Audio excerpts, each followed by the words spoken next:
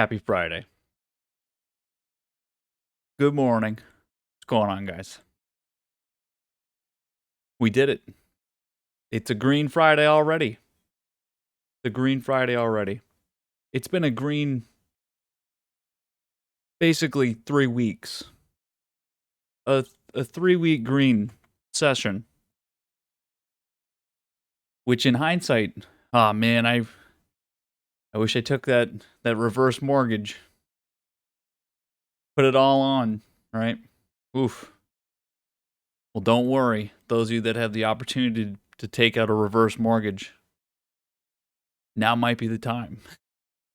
Might be the time, to be honest with you. What's happened this week so far? We've shifted our focus a bit. We've shifted our focus, understanding that from when we've started this trend, we understood equities were risk on.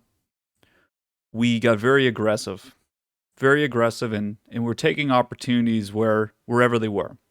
What's important to realize is that we were coming out of a very strong value trend, and we held those positions, continue to push those positions, but we wanted to take advantage of the growth opportunity, where growth was coming out of a very large consolidation. So we wanted to get active there in a short-term sense and say, listen, this shit's going to all-time highs. Let's capture it in this moment.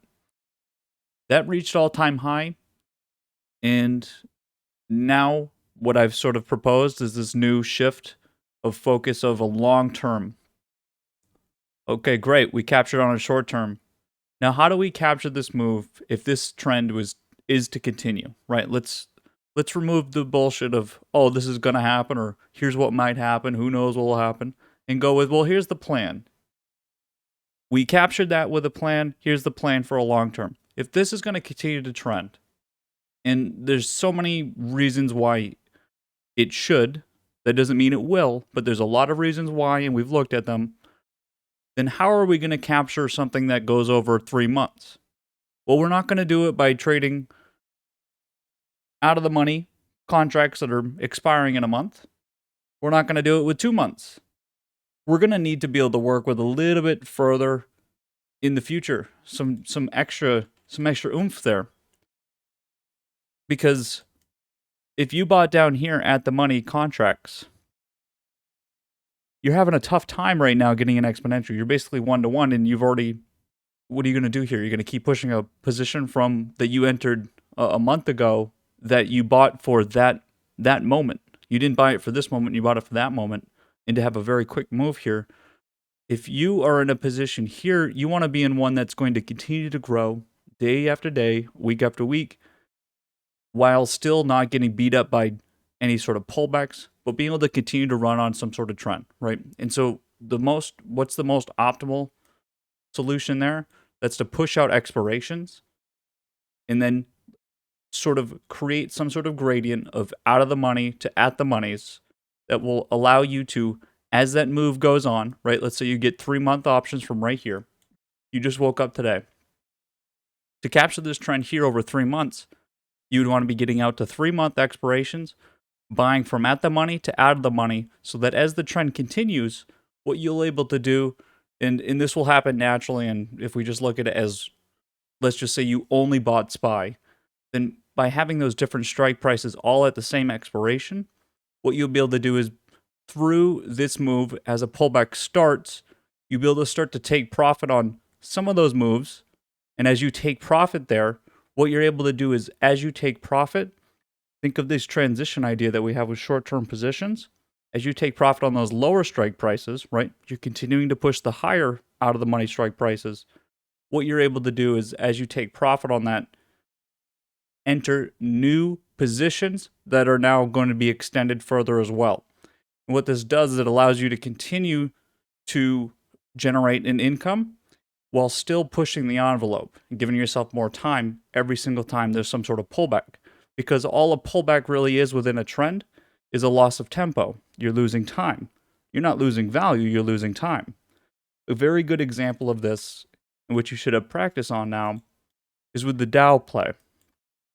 When you're buying something here, right, for the Dow play, and I made this comment last night, is that when you're buying here, and I started this play, we're not buying it for some sort of oh, nothing's been happening now, I think something's going to happen. That's how we position things, and we bet on volatility to happen. But what we're really doing is that when you're taking a trade like this on Dow on value, right? Value is that in a month from this point, the trading that's going to happen here is going to pay for any of the pricing in here. Because if this move was not to continue and you were still in a position, your position would probably be worthless. Because it doesn't matter about the value. That's not what matters here. Because if it's not going to continue, then those options aren't really worth much anymore, other than just the intrinsic value they may have. But so what happens here is you're betting here for that price was going to be here and continue to trend and look good in this moment. What does value show right now? Cyclicals, banks look fucking great, right? Energy looks great. What's happened during these moments? They've lost time. They haven't lost value. Think about it. Does this pullback here, was it losing? Did you lose value? When the price is coming here, are we losing something? Do people go, oh, well, now banks are worth less? You know, yesterday they were worth more, but today they're worth less. Is that actually what's going on here? Or is it more of a timing, right? There's some sort of flow there in terms of time. That's what it is within a trend. And if you know there's a trend, right? So, for instance, we know that value was consistent and stayed on a trend, even when we had pullbacks like this here on banks. We know that this is still a long-term trend, and it's very hard for it to get out of that. This is not a loss of value, it's just a loss of time. Put this into perspective of where we are right now when we look at the market as a whole and think about how do you put a position on here to be able to push through all of this here, and so that you'd still be in a position now where you get to gain through all this and lose small. So you win big and lose small, but it's really, again, the ability to continue to push here. That's the further and further you go, the more you gain. You don't gain as much exposure in the beginning of a move, right? So if you're putting on longer term positions here, well, you don't have very much exposure to the move here. But as it continues, that's when your exponential starts to come in, and that's where the idea of having a longer horizon, right? Longer term contracts, what it'll allow you to do is as this move continues, the time frame is shortening. As it shortens, your exponential gets larger and larger. Just like if you know, in the last few weeks you were buying at the money, let's say 1 month out calls, well, you're right in that very, very sensitive position, right? If you're buying something that's 1 month out, it's very sensitive. So every point on the underlying is many points on the option, right? Think about where those options you're buying now that are 3 months out are going to be when there's 1 month left on that contract, right? And that's where it starts to get into a point where if you're buying out of the money, right? Let's put it back on the spine. Okay, let's say right over here, right? Somewhere over here, you're buying, let's say 420s. Let's bring the memes in. Over here, you bought 420s, right? You're about 2.5% out of the money, and so you're buying 420s, which is, I don't know, maybe it's 5% here. And so you're buying these, right? There you go, 3.5% out of the money. And so what you're doing is you're buying out of the monies in longer time frame. So as price continues to move here, and it gets to out of the money, well, now it's going to be what? That's the thing everyone wants to buy, right? And so what you're trying to do here is you're not going to have to be perfect, but you're trying to buy contracts. Because again, if you're not going to make more than you would on shares, then there's no point of buying contracts. You might as well just buy shares, right? So you're buying things now that are going to be worth something in a month from now. That what do we usually buy? We want to be buying at the monies. Well, right now, again, if you're buying at the monies, then they're going to be deep in the money. Who's buying those up there? That's a different story. It's not that you can't get those, but again, you don't get an exponential on those. We're trying to get an exponential from point A to point B, and then selling it that's when people actually want it, right? And so again, there has to be something when you're buying here. It's going to need to be in demand in the future, which means if a trend continues here, then you're going to need something that when you're selling it, it's likely going to be at the money. And so that is going to cause that you're gonna be in a situation where you need to buy out of the money. How do you buy out of the money? You have to extend your expirations to at least 3 months out. That's just what's going to happen. So because again, you can't buy out of the money that's like 1 month out, because every time there's a red candle, you're going to get pummeled on that contract. And so the only way to fix that is to again get longer expiration. And so there's a few different ways that it's important to realize that when we talk about the differences between what you can buy and how you're going to play it, if you're buying things like banks, right? Or if you're buying things like tech, those are two very different things, right? They're very different, and you have to understand how different those moves are. And it's really the price moves that they make. Value doesn't make very large price moves, right?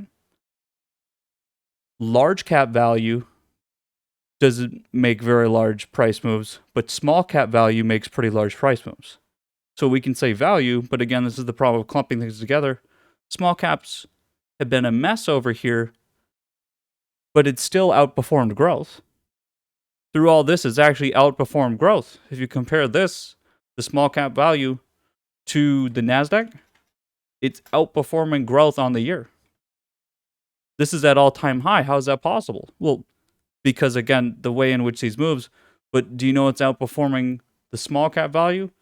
The large caps with the Dow. The Dow's barely it's barely gone to the downside, which has made, which really produces exactly what the market is signaling and how we can go, oh, okay, this shit's going to keep trending here. Because again, when you look at something like the Dow here that puts everything together, you can go, okay, well, we're going to continue to trend here.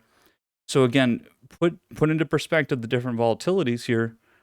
The Dow, you can be in a position and all the downside moves are going to be very minimal, right? It's going to be very minimal, which means you're going to have an opportunity to buy a little bit further out of the money.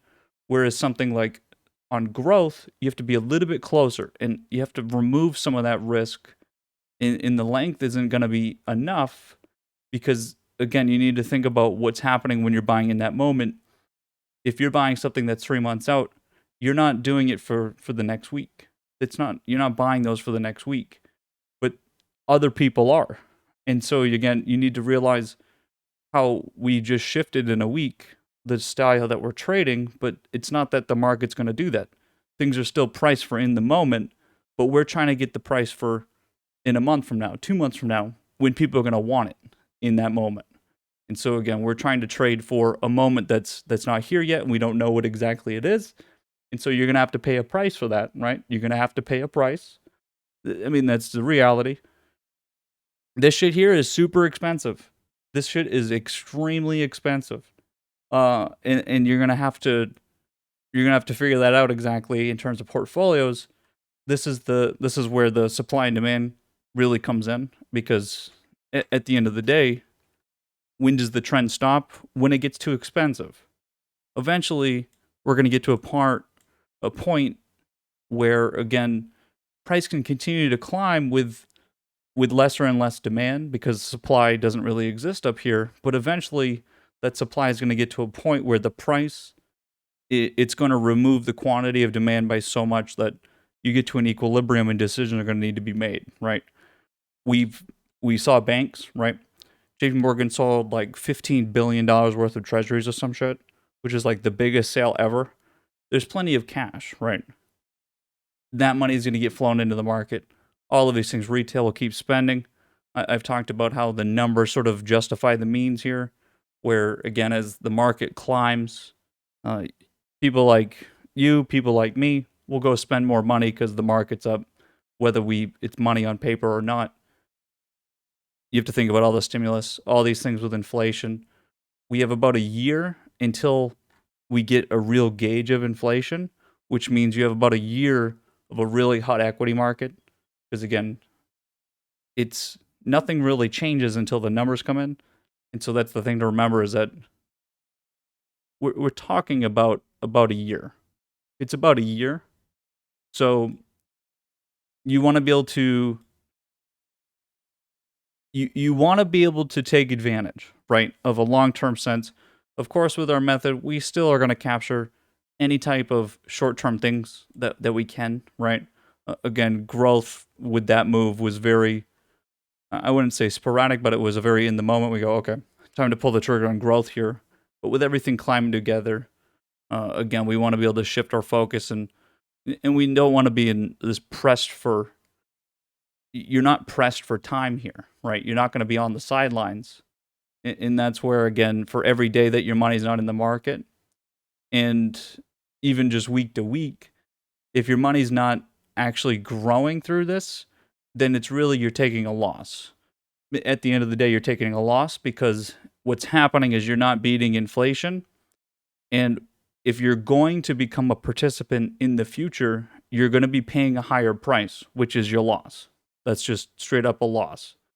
And because again, the risks will get higher, and the further that price does trend, the further it is away from you. And it's not like in a short term sense where price can go sporadic in terms of a short term volatility and be something like this, right?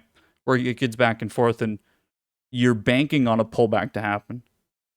You can't really do that here, and you should already feel that. And that's where the FOMO part comes in. What's our volatility right now?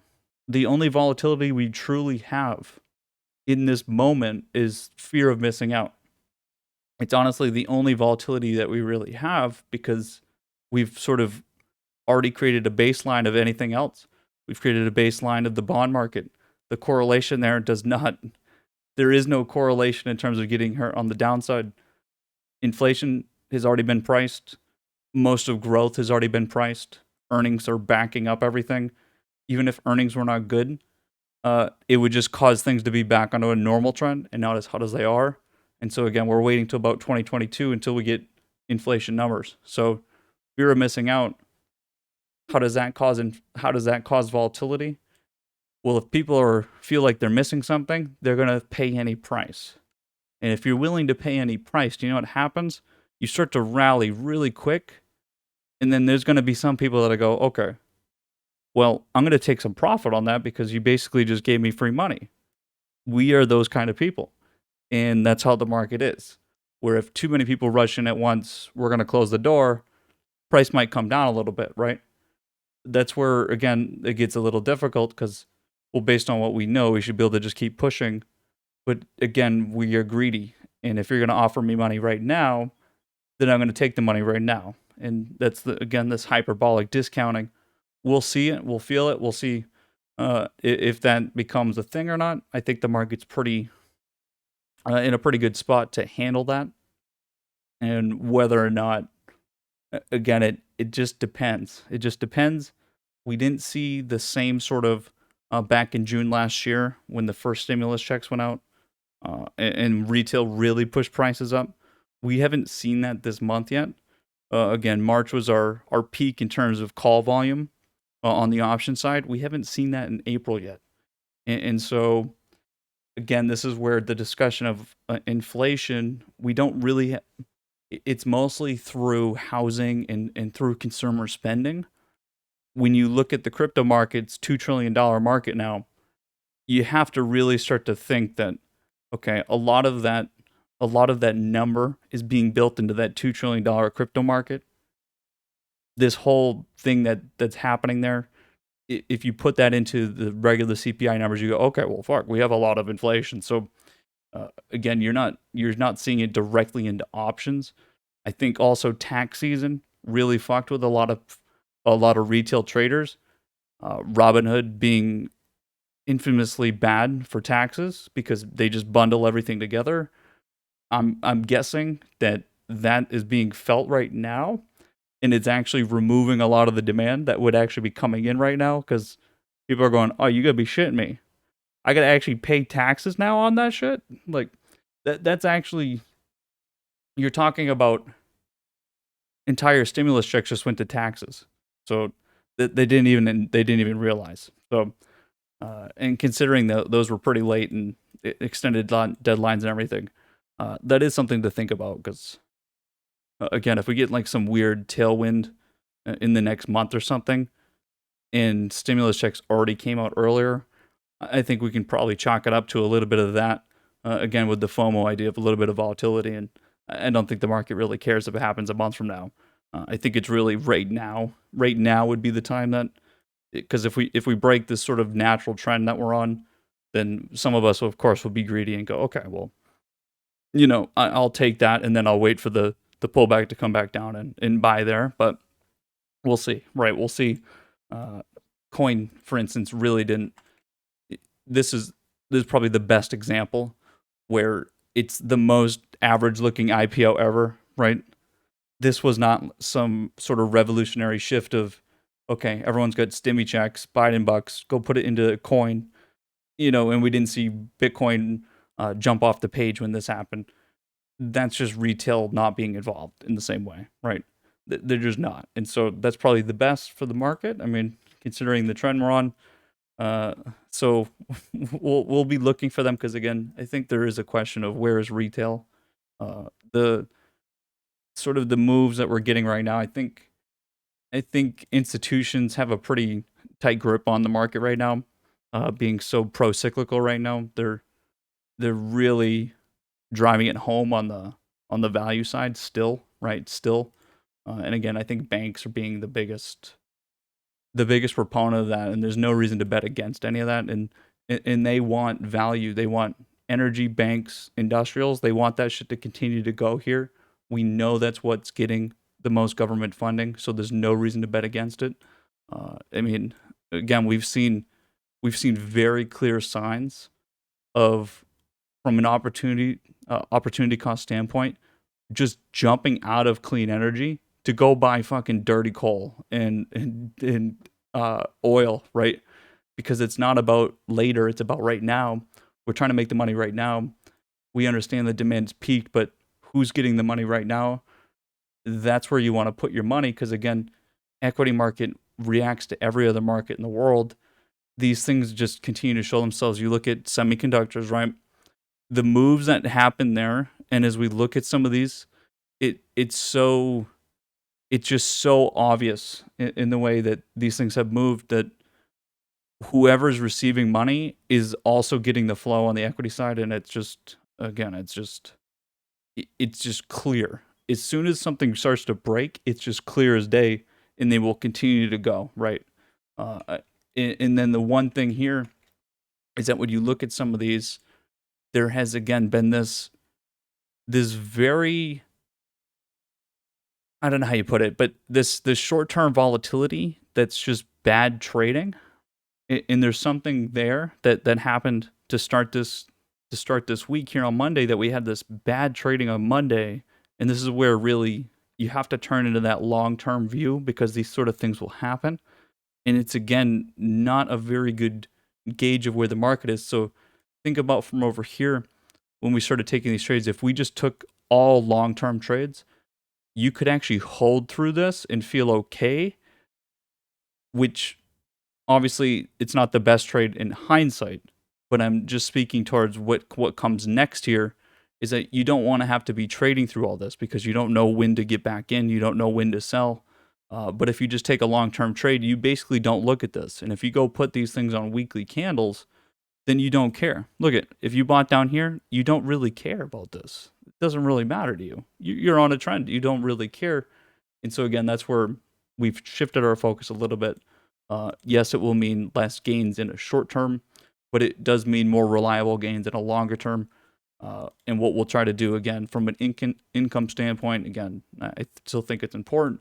From an income standpoint, we're still going to look for those trades that are purely technical and purely short term, and are going to give us those 100% like right now. Absolutely. But again, it's really important to have all your money in the market all the time. And we had all our money in the market the whole time on short-term trades for many months now. But again, it's important to realize that, okay, that was a different type of trading then.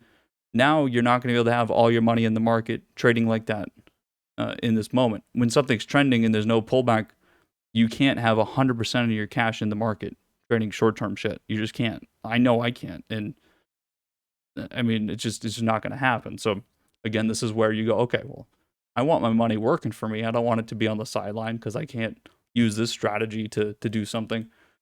that's where, again, there is a way to do that. There is a way to use our strategy, and that means spending more. You spend, you know how you spend more money? You lengthen the fucking expiration. That's it. So again, think about it. Just, you're not able to fill on something that's only a month out, 2 months out. Give it another month. That shit will go up another few dollars, right? And so you go from buying a contract that's $200 to $500, right? Well, now you're filling up a lot more of your cash. The gain may not be as much in a percent level, but the dollar amount should be going up relatively, right? And so that's, again, where the importance comes in of it's really easy to look at those percents. And again, so many of us have so many different portfolio sizes. That percent number doesn't really matter if my portfolio is 10,000 times larger than yours.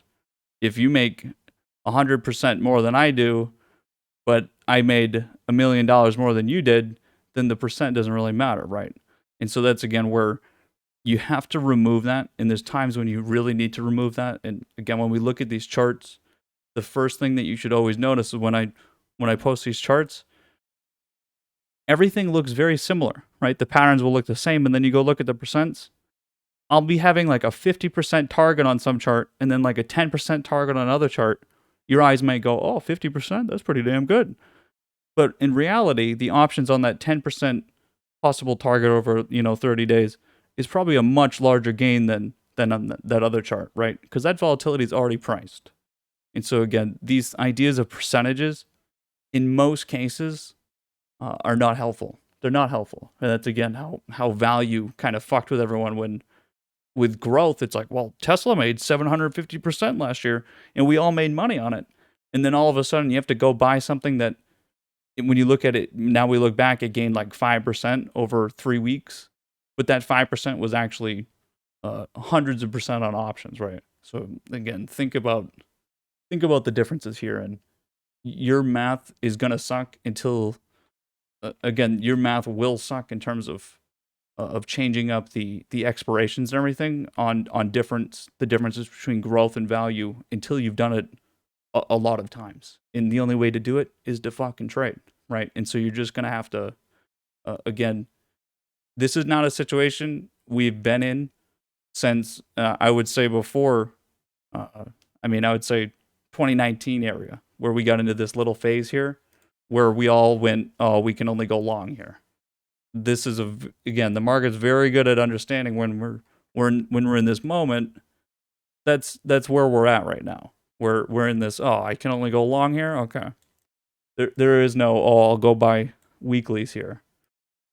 The market knows. In the last time, I don't mean just the last time, but every time we do this, again, it's what the market does. It's not what you and I think or our opinion, what we want to do. We just react to what price is doing and what the market's doing and what people want to do. Right now, people want to be pushing price up for some time, right? For some time. So it's Happy Friday. It's Green Friday. You basically don't do anything if you're in positions. It's a little unfortunate. It is fun. It is fun to be solving a new problem every day. But this is, investing is literally fucking boring. Trading made it a little bit more fun. But making money is the best overall product of it. So, what are you going to do at the end of the day? It's about making money, isn't it? One thing I will note, I posted the bio ETF IBB, and also we have some of the, some of the other things we've already looked at, like LABU, for instance. Some of those are really jumping off this morning, like IOVA jumping off a recent chart, and I posted that a lot. Again, those would be the areas in terms of short terms that if you want to get a little active, have some fun, then bios right now are obviously very volatile still, and we know that retail dicks around with bio, so definitely an area to, you're begging to make a day trade. Well, that's probably a good spot. But we'll see. It's Friday. We're opening higher. We'll see. Again, I posted The small caps again. Uh, it's important to remember here that we've been bullish on this the whole time. We stopped using it as a benchmark because it's a terrible average in terms of understanding uh, small caps in of themselves. It's not that we were not bullish on value or small caps. It's that we didn't use the benchmark anymore and we use the Dow because again, when we think of the Russell 2000, just the small caps there, it's all regional banks and oil. And we were going through a lot of short term volatility around those. We've been bullish on banks and we've been bullish on energy. And they were all going up. And the Russell 2000 was bouncing around all over the place. So that's why we removed it. Again, it wasn't that it wasn't bullish anymore. It was still outperforming the market. It's just that we couldn't look at the damn thing. It was just disgusting to look at. So uh, I've reintroduced it because it's in a spot now where it's not like the market caught up to it or it's catching up to the market. It's was doing its own damn thing up here, and we've seen a lot of charts that look like this. Again, I've been just posting the tail end of it because at the end of the day, yeah, you have a diamond here, continuation diamond, but the problem is here is that all of this price action again is bad. It's actually just non-existent and shouldn't be it shouldn't be added into what we understand as a consolidation. It's just too much volatility, right? So we'll see how small caps do. Again, they are still leading. They're actually still leading. I know it's not at all time high, but again, it's because this average is fucking terrible. So yeah, deal with it. Deal with it. We'll see what we get. My one question for today are definitely the FANG stocks, mega caps.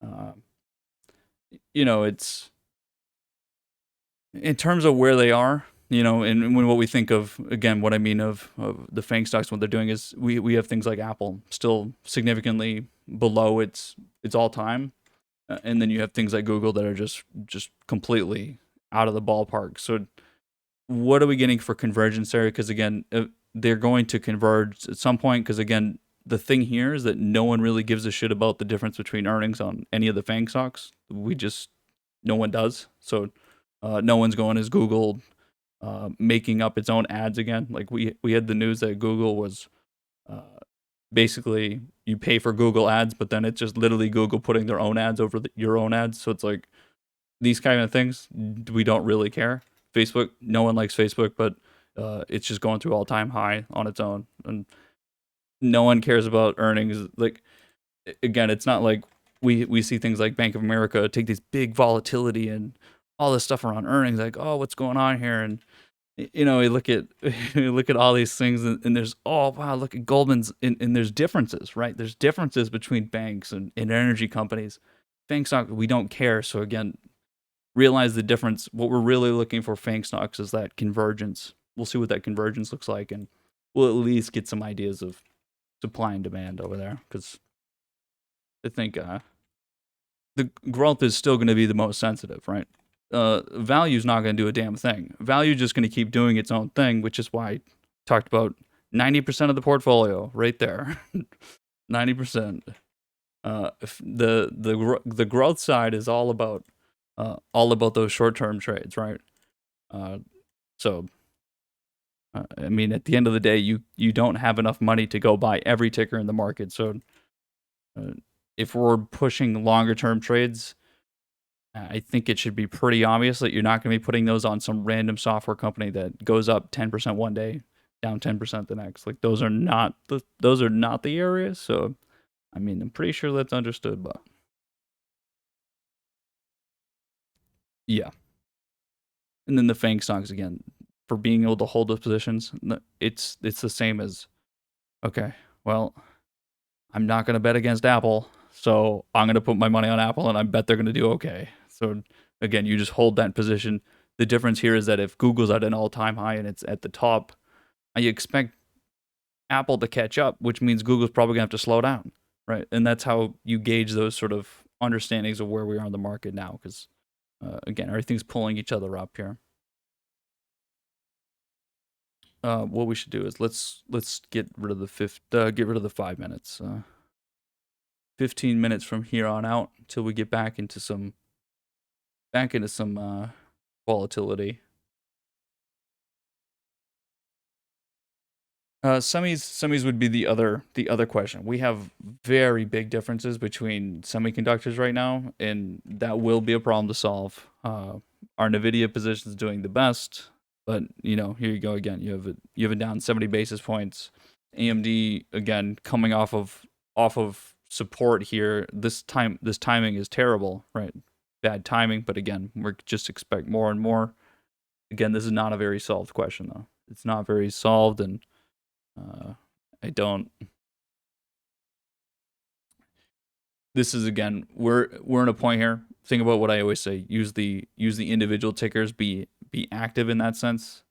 This is where again now you shift that to okay. If I want to be longer term and reduce my risk on a short term sense, a good way to do that is to use ETFs. That will reduce your short term volatility and your exposure to those moves while being able to hold a longer trend, right? And so that is a way to remove that. So this is where if you look at, for instance, SMH just using the ETF here, well, you're not really getting hurt on any of that volatility. You're not really gaining much here either. But if there is a trend, the price will go up with the trend, right? And so this is again where you can start to shift some of that focus if you are trying to go longer term by just getting exposure to everything, the market as a whole, right? You can start to go SPY and Qs and using DIA and with the Dow, right? Because again, look at this move here. I mean, it's it's really hard to lose money if the market's going up and you bought calls on it, right? There's really not an easy way to lose it. The only way you lose it is if you're trying to fuck with your timing, right? And you absolutely could, where you're trying to time this and you bought up here and then you sold down here and then you bought up here and you sold. These things can happen and you feel like an idiot and it sucks. And that's where again the best thing to do here is to be able to just push something, give it some time, give it room to breathe, and using ETFs is fine in this sort of this mood here, right? Again, it depends and it changes, and not to say that, again, you can certainly gain the most with individual tickers and companies, and there's certainly the charts that I post were, of course, trying to get those companies. Sure, those tickers are what we're looking at, but again, at the end of the day, it's about getting all your money in, and if you can't get all your money in some silly company, then well, time to buy an ETF.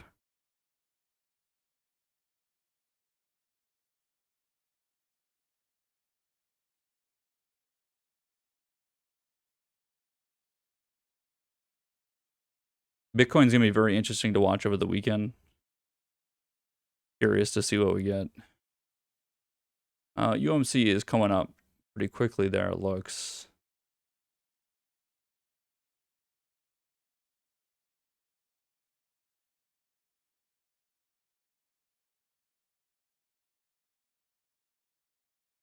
The one thing also was talked a little bit about this, the super cycle idea over the last few months. Looking at gold, looking at its interaction with Bitcoin, and thinking about things with the dollar, money supply, dollar should be getting pushed down. Inflation has caused some short-term volatility on the dollar. Whether or not this, again, I talked about it back down here, how this looked very much like the growth move, which is such a strange thing to say about gold, was that it looks like the double bottom from the NASDAQ and growth. And so that made us want to take some short-term trades here. Again, I've posted some of the different ETFs you can use for the trades in here. And again, we got involved over here. It's rough to look at it through here and how you trade it, but this is a little bit stronger through here. How you trade this again, it should definitely be based on what I've been talking about with these longer term trades. It should not be based on just, okay, I'll take the trade right here. It would be a waste, right? It would need to be betting on this to come out of the move this time. And so the thing is here is that all of us have been wrong. The market's been wrong every single time. And it never broke out of this, and I don't think anyone knows why. Only JP Morgan would know since they own the fucking gold market. So whether or not this appreciates through here this time, it's just not correlated well, right? It's just not correlated well. The dollar should be way down here, right? We understand, but the inflation and the way the yields worked, it caused the dollar to push up. Again, this is not very well understood, so you don't have really a macro help on something like gold. So again, that's just it's more like me saying I know oil's going to go up. I know it's going to go up because again, if it doesn't, then that means there's like there's some purpose which we would have already known about that would have caused the price to continue to go down, but it didn't, right? It didn't. We knew and know that this price was going to go up, right? Or it was a fact, and so you're able to put a bet on, right? That's an economic idea that just based on the supply chain, the way the supply is working, everything, that we know that the price will catch up and we'll be able to see it here, right? Gold, it's not in the same spot. I know in the long term it will go up, but where is that? Where is that sort of that shift? It hasn't happened, and we don't have that macro. It's not like the macros here, where we know that there's a lot of reasons why it'll cause price to go up on this side. Gold doesn't really have that, but there again, we do have technical reasons why it should come out of this low here, right? And so again, I have different charts. I like to use again the leverage side. Use things like JNUG here. You're you're doing more than just trading an ETF, trading an equity instead of the gold itself, a commodity. You're trading something that it's not 24 hours. And so as soon as it opens, it needs to benchmark to that other side. So you have some help on that side that you're going to say, okay, well, it's going to need to catch up to where gold was. And then if you go down to the next derivative, so you're sort of already trading a derivative, right? You then go down to the next derivative using options, and you're actually going to be able to beat people a little bit, right? If you're a little bit better at trading, you're going to be able to beat people just enough to cause a margin that it should remove some of the error, and you're basically putting yourself in the best position to make money possible, right? Whereas if I went and traded gold, well, now it's all up to gold actually going up if I'm going to make money or not. Over here, I can make money by people just being worse than me at trading, right? I can't do that at gold. We're just trading the same damn thing. There's only two things that could cause it, right? This here has more factors, and so that's the one difference again where I don't know if this is why people want things like Bitcoin ETFs and shit. I have no idea. I think it's a waste, but it's a little different on the gold side. Gold's the oldest damn thing we have on the market, so a little different. Things just climbing still, and again, bios continue to go here. Definitely the fun play so far.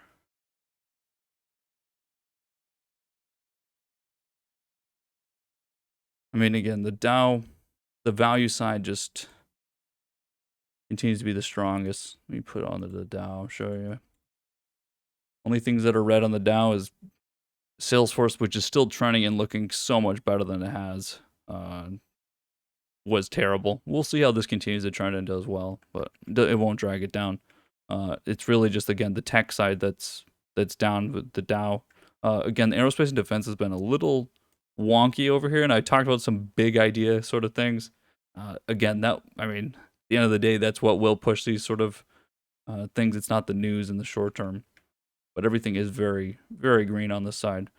Even when again you see things like this sort of shit happen, I mean, you're not ever trading that, so you just need to be in a long-term position. So, again, there are reasons why. Okay, how did you catch this McDonald's? Right? No one's traded McDonald's. No one gives a shit. You just buy it and sit on the damn thing, right? That's the whole thing. We start to make the Dow play. You just sit on it, right? Again, when you look at some of the charts on the Dow side, again, you just sit there. You don't do anything. It's so important to realize that by doing nothing and simplifying it, you're going to do better, right? By not trading everything, you'll just do better, right? There's times when it's going to happen, right? It's going to happen that you're going to have to make a trade, but this is again why you understand that moment when you shift, and then that allows you to continue to go through. And again, it's not always going to work out, and sometimes you're going to feel silly, but because it'll just come down to be very volatile, right? Something tomorrow could happen, sure, but again, you're now creating something that hasn't happened in the past before, right? Let's just go with what we know. Go with what we know. You know, if aliens are real and we find out in that report, I don't think we're going to trade any differently, to be honest with you. So even if they are real, okay, oh well. What are we going to do? We've been looking at UFOs for how many years? I mean, I guess it's just another day, right? Now we just know they're real. What's up, guys? Everyone's just going to be walking around with GoPros on their heads now. I mean, maybe we should buy GoPro. You know what? I think that might be a good. I think when are they releasing it? I think it's in June. The Pentagon has to release everything they know about UFOs. If there's fucking aliens, then everyone's gonna have a GoPro on their head. You know, you wrap the thing right around your forehead. I think what we should do is just go long on GoPro, just straight up shares, or some leaps. Or is it? See these people aren't pricing in the alien factor. This is the kind of ideas that you guys come here for. I'm telling you, this sort of big idea, aliens with GoPros. I'm telling you, this is probably aliens. You think I'm crazy, but you just wait. You just wait. That report comes out, GoPro's gonna go up. And the best thing about this is that you do correlations like this, the market's just gonna probably go up anyway. So if you put anything with a correlation to the upside, you're probably gonna be right. It's like those correlations about how many movies Nicolas Cage releases a year, and then if the market goes up a certain amount, I think there's like the market going up compared to Nicolas Cage movies is like a 98% correlation. It's some ridiculous number based on how many movies Nick Cage makes. That's an actual thing. I can't remember what the actual the funny correlation is, but yeah, correlations are pretty silly. But anyway, you never know.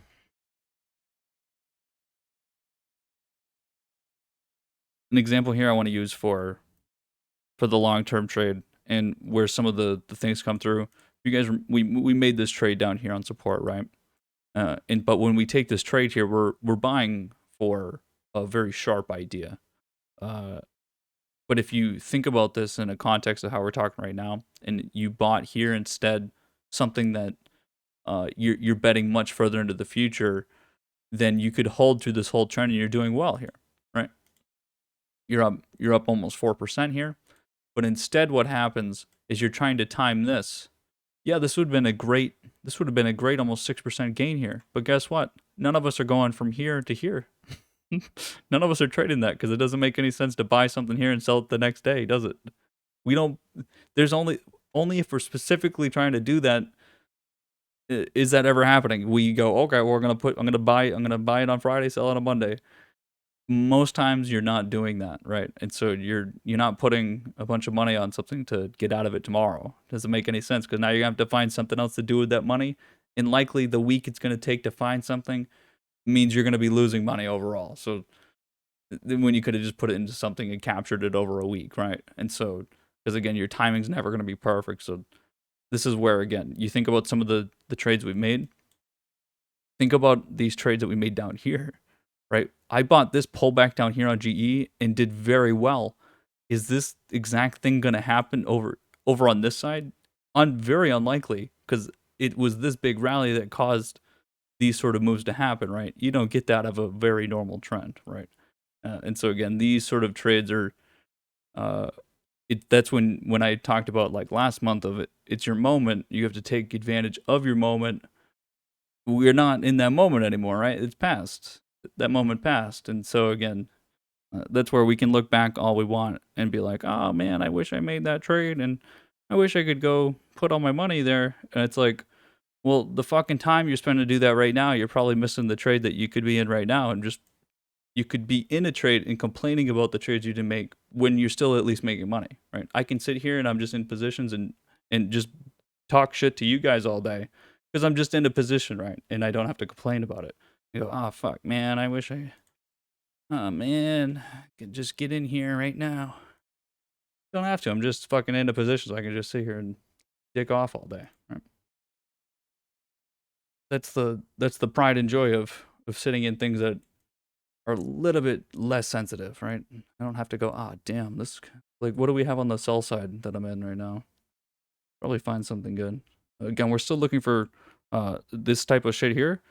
We understand that opportunity cost, people are selling this more volatile growth idea for the now ideas, right? So keep that in mind.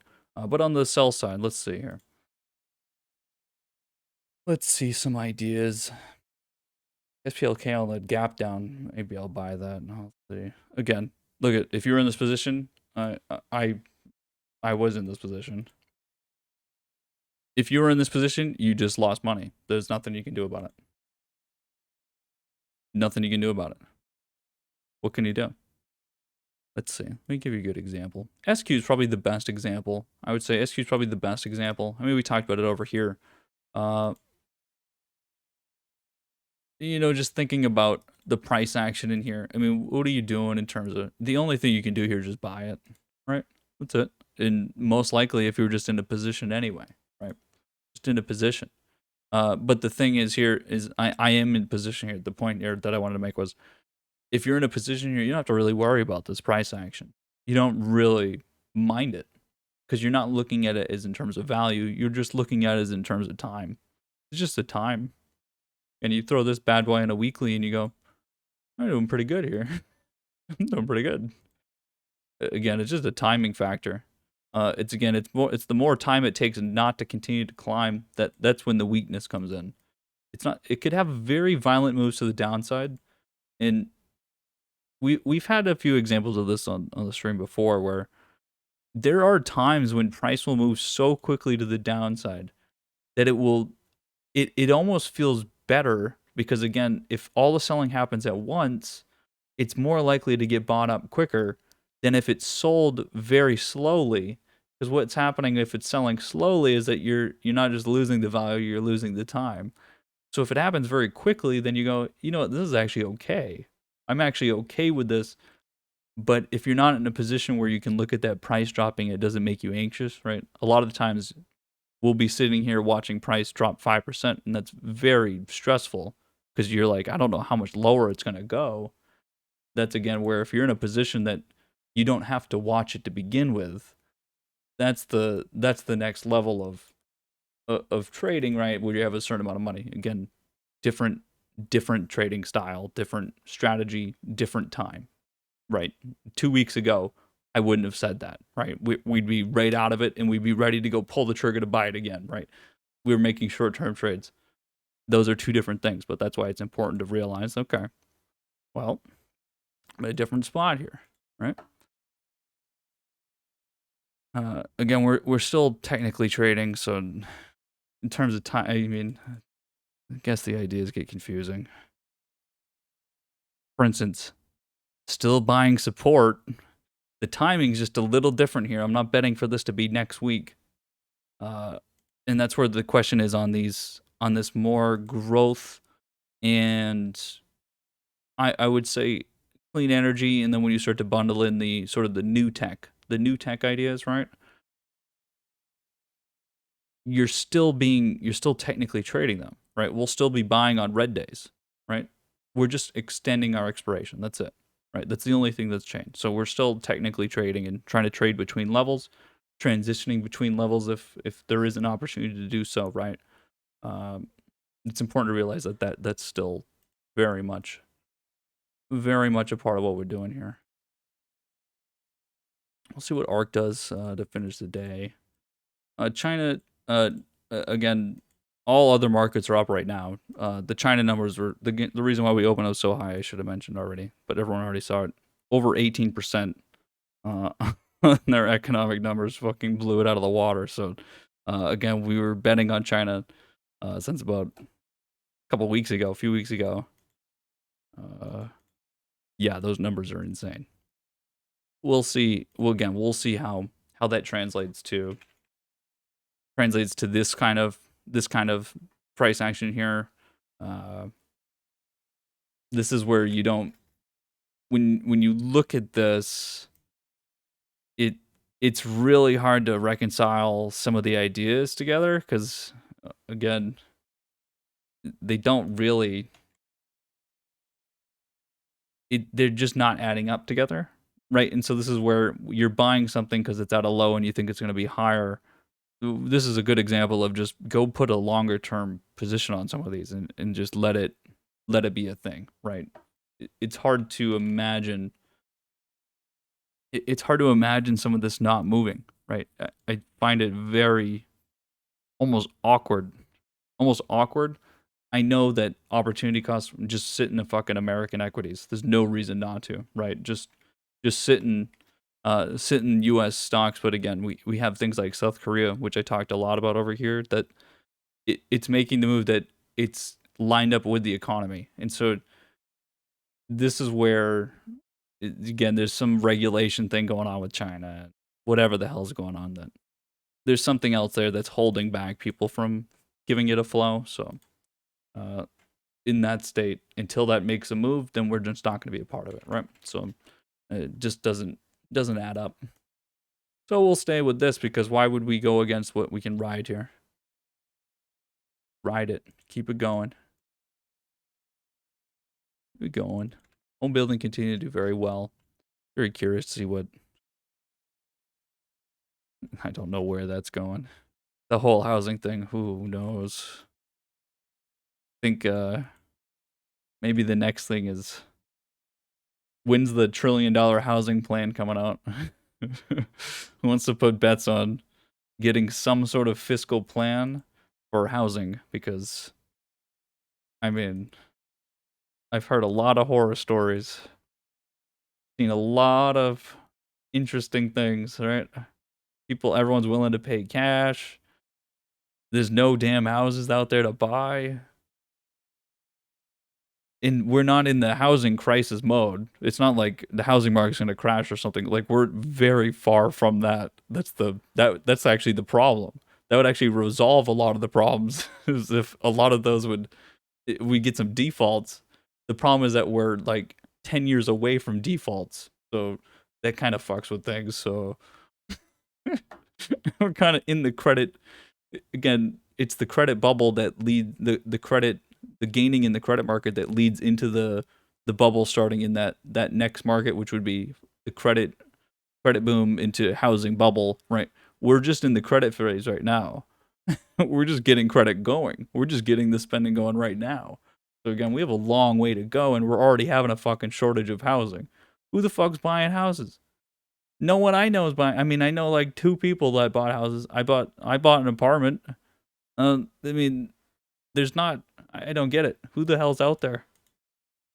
But apparently, we have no houses.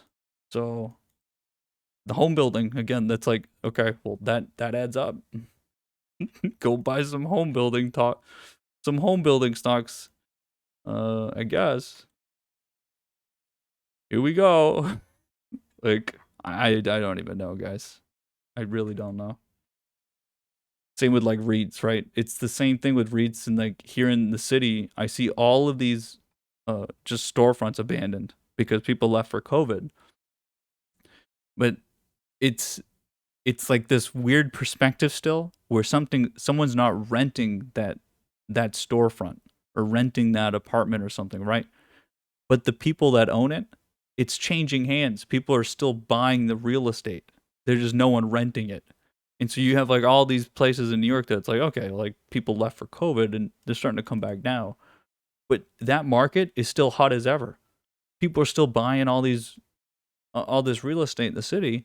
There's just no one renting the damn thing, right? And so it's like, what in the hell is going on here?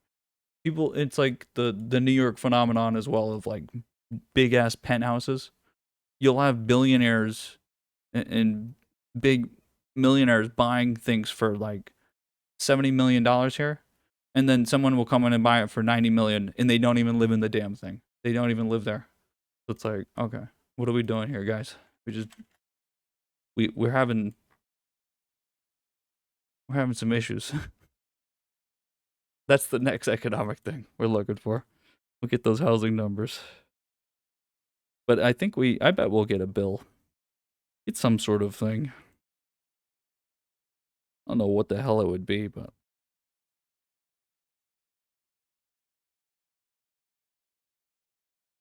Otherwise, you're just gonna have everyone moving to cities again, which was like already on the the menu. Was that until COVID started, more and more people were moving to cities, which it kind of slowed down because everyone moved out of cities for COVID. But that's like more of a money reason, right? People don't have enough money to live in a city if they're not working. Kind of hard when the average New York City apartment's $3,300 a month. It's kind of hard if you don't make any money a month to pay for that. So everyone left.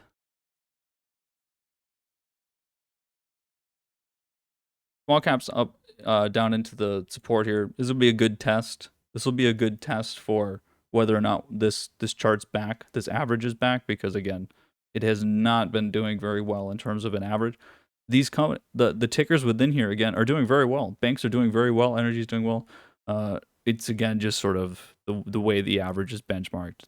It's not the best, not the best. But if we get reactions in terms of levels, then that's what we're looking for. Again, you look at the price action in here, it kind of moves all around, but this is certainly a level. So if we get some reactions there, then perfect.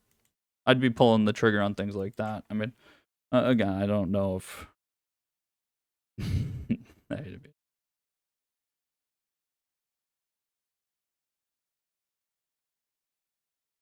buying this right here, I would take TNA for like over the weekend.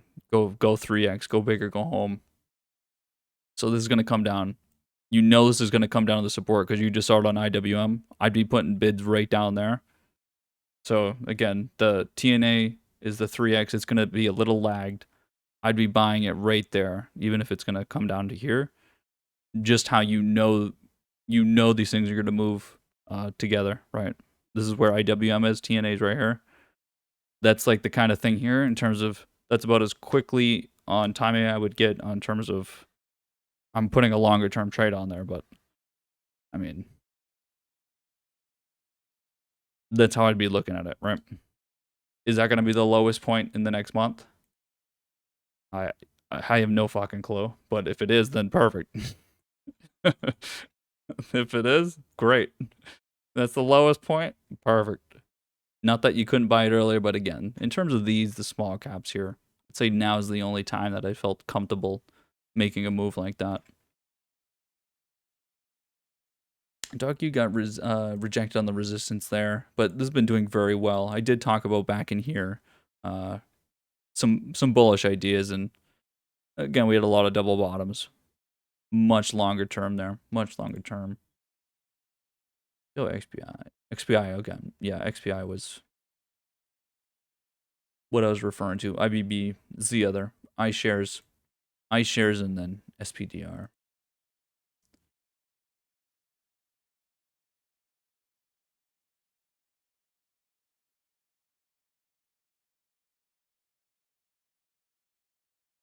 Trending.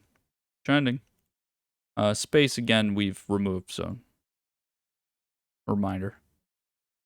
I mean, in terms of buying it here, I mean, the thing is here is that what's happening again, it's not that this is not a value thing. This is not like, oh, this company, like I keep saying company for I do actually mean company, but it always sounds weird to say it when I usually say stock or the ticker, but I do mean like company is in terms of like, do people value this company? Do they think it's going to do well? But is the company worth something right now in terms of value? No, it's not. And so again, it's not going to benefit from any inflation or anything like that right now. That's not what it does. And so that's like a very easy thing to ask the question is this company going to be affected by inflation in a good way? Is this company going to get funding? Is this company going to get direct spending by consumers? If all of those are no, then okay, well, this is probably not the best thing to buy right now. That's just kind of like the common sense sort of situation where it's like, okay, opportunity cost, nope, nope, nope. Over here, though, we were like, okay, the flows are going into the ARK funds. We're going to get the flows. Again, we're kind of removed that, didn't we? We kind of removed that. Not that these are going anywhere. They're not going anywhere. It's just it's not the same as getting a rally here to catch back up, which is what the Nasdaq did, right? This just rallied, caught back up. Big difference. Big difference. Name is a big thing, right? Brand name. That's all that was. Brand name. Took a lot of money to push these prices back up. Just brand name. That's it. People are just betting on what. Again, it's who. What's gonna do well with inflation? Amazon is kind of the largest monopoly in the country, with Apple too, right? In their perspective, things, but they literally just do everything. So yeah, in terms of spending, yeah, that's it. That's where the money is, right? Literally. And again, that's a fundamental idea, but it's not a wait for 9 months for that like third quarter of this year or last quarter of the year. It's we already know that. That's a duh thing. So again, the price will react to the numbers. Those CPI numbers came out, and then this shit jacked up 2.5%. That's the kind of trading we're in, which is what we're not seeing on the China side, right? Albeit the Hang Seng did pretty well here. I like the candle, but again, even this is not reacting to the economy, and that's the difference between value and growth, right? Tech companies don't react to the economy the same way. But is Amazon a tech company, or is it just the fucking everything company, right? It is directly related to consumers, whereas the tech companies in China are not the same. And the biggest thing there is again the fiat nature of our U.S. dollar. It's very different, very different. The flow is just different.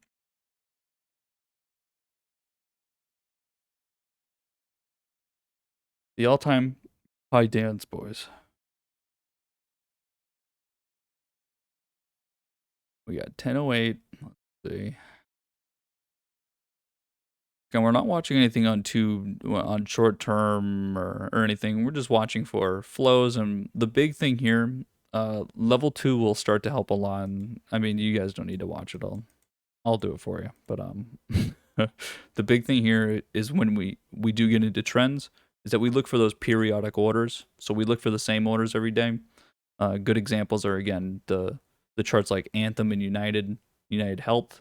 When you look at those, you can see for over a month and a half the same order getting placed at the open and throughout the day. The same orders continue to go through, which causes market makers to continue to have to provide liquidity there in the same area, and that causes trends to happen. It sets a trend because again, it's the same that same supply and demand is coming through, and it's going to cause again price to stay. You tilt your head, it's basically flat, right? That's all a trend is, right? It's just money being put back. It's just money being put in to the market. That's all. That's causing price to go up. Really, supply and demand are the same. It's just enough liquidity to provide it, and it stays on that trend. It's basically flat, but it's because money's actually entering the market, and so again, money spent is a trend to the upside, not flat. When technically it would be, right? It's basically flat. That's where like why does the market just keep going up every yeah. Why is it just on one trend to the upside? Yeah, there's things that go up and down during it, market crashes. Why does it just keep appreciating? Well, it's just money going in. Money supply goes up. Technically it's just flat. It's quite literally. It's just inflation. We just say it's worth more now. Made up. And again, it's because people don't put money in their mattress. You just keep putting your money back. You as soon as you make profit, it's back in the market, right? Unless you actually took it out. We don't do that. This move is cracking me up over here. I'm not really sure what you're supposed to do with this. Good example of You're probably better off just not looking. I mean, that's a support trade right there. So you gap up like that and pull all the way down to a support, you're damn right I'm gonna buy it. Don't care what I say. It's called muscle memory right there. That's a trigger warning if I've ever seen one.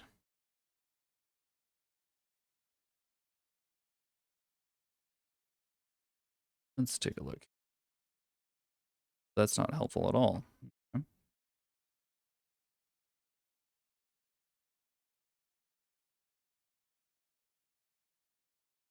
Not much going on with bonds. We were rising a little earlier. The thing here again is we're not correlated with the bond market right now, which is just causing nothing to happen. So again, the Federal Reserve is just buying and selling everything, and they're keeping everything stable. So, you know,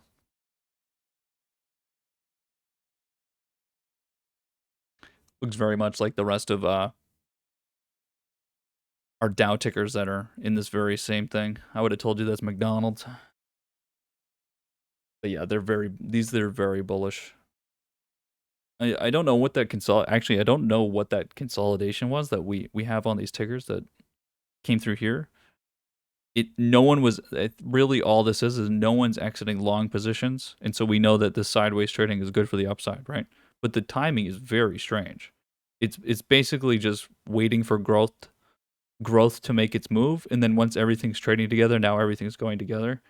That kind of thing is again how we can just continue to get confirmation of equities are just bullish together. There's just demand being stolen from time to time. But that's why if you just sit in a long position, you'll actually make the points back. And this convergence idea, just overall, you make the points back. I mean, think about how bullish this was. We captured this move. And again, I mean, this was a capture it right now move, right? That was a little different. But if you do think about if you just put a long position on here and then think that this just keeps climbing, then which one did you make more money on? Yeah, you made a lot of points on a short-term trade here, but it's possible that overall you don't get that money back into the market very well, and maybe you lost money on it because you're trying to force a new trade in. Like these things do matter. But yeah, nice call by JJR. We are bullish on that side a lot. Again, a direct benefactor of inflation and higher consumer spending. Important again to remember that all these ideas are, and it's about the big ideas, the macro ideas that will cause short-term trades, or at least not even, again, we're looking for longer-term trades here, but will allow for that entry on a shorter term, right? Because when we make entries or exits, we're not doing it on a weekly scale. We're doing it in the moment, right? And then when we're in a position, you're going longer term, of course, but the reason why you're doing it. But again, what's the difference of here compared to over here? It's these things sort of all adding up together, and then it reaches sort of an inflection point that goes, okay, the price is probably gonna rise here, huh? Probably.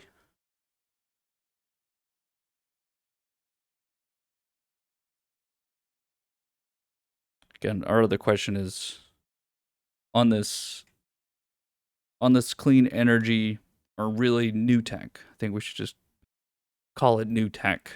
Let's call it new tech and not the tech companies we have of old. On the new tech side,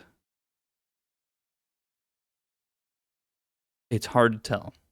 And this is where you just bet on the equity market. Tesla here, I bet it will go up. I can't tell you what I can't tell you what all this is here. Other times I could tell you what's going on in terms of the price action. Again, this sort of stuff. It's not coming out of a trend. It's not coming out of some sort of, there's reasons why around volatility that we get some sort of thing. We've just got very large moves turning into tight moves, which these candles here are fine, but usually this would be coming out of a trend, but it's not, right? It's just coming out of more tightening, and it just leads to more upside. But the timing here is not great, so you have to capture it over a longer term because you can't time this. This timing is terrible. This trade here, if you take that short-term trade again, that's why I talked about taking the profit right here, because you can't figure out the timing that comes after. You just don't know, right? You just don't know. You put a long-term position on, you don't care. Those are great. Don't care. But again, it's because you don't have direction in the same way. You can't sit here and go, "Oh yeah, this direction is just like this one." Even though it's the same damn thing. Trades on the Nasdaq, it's just not the same.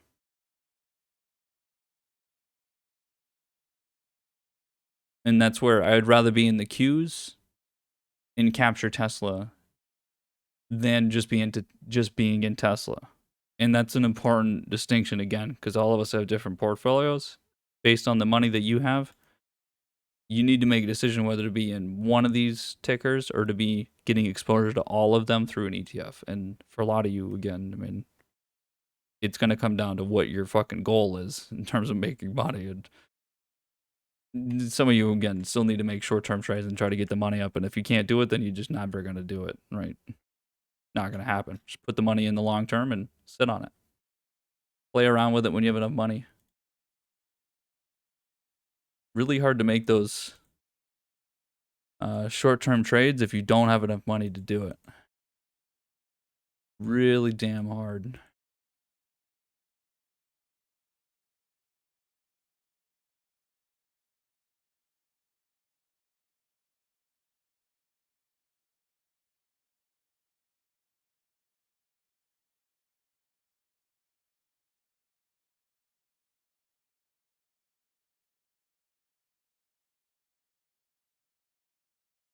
Transportation overall is doing very well still. I know there's some tickers that have not performed as well, but most have really put the points on as expected.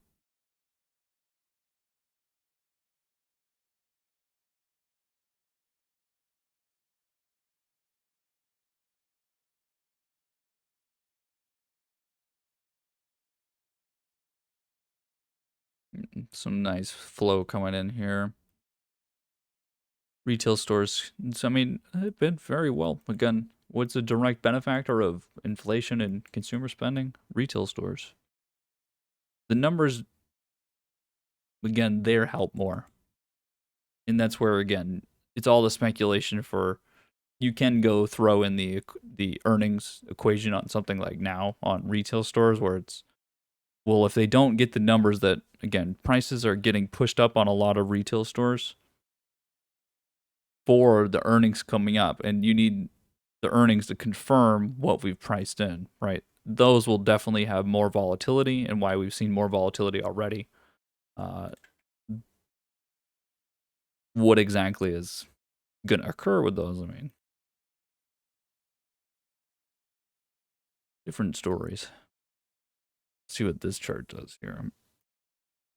We have so many different things happening on this side of things with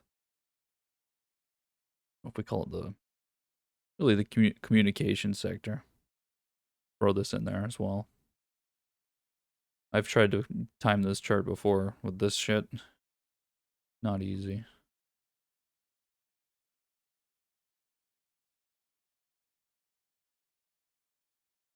I think I was going to update my BRKB. I guess I would do it if we got into the channel here. Again, this is the kind of shit again that even when I started talking about it over here, these are the kind of trades that you can make, and how the timing over here, it's definitely something to learn on, or to learn from, is realizing that this, again, I know it was lined up with the rest of the market, but this chart was very different from the rest of tickers, and you can really just exclude it from the market. Realizing the timing here to take another trade, but you're taking a trade here that you're going to have legs to it, right? That you're going to be able to keep pushing. This trade that I entered back here, I'm still sitting in the same trade. And that allows you to have all of the money that you're gaining from here continue just to be in this position, and you don't have to do anything with it. You don't have to exit it and try to go find something else to gain on or anything like that, right? And this is a situation where it is timing because we took the trade here, had to get out of the trade, had to re-enter the trade, but it's being able to recognize when you re-enter it and that you'll be able to continue the position and put more money into it, right? It if you could just make one trade, right? And have one trade be a lot of your money, right? It's great. And it's not always the flashy, quick gain.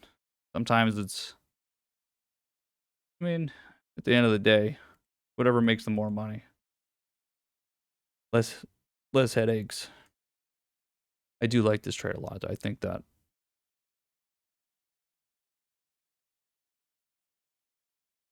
I mean, in hindsight, it's obvious, but I think in the moment it was very clear.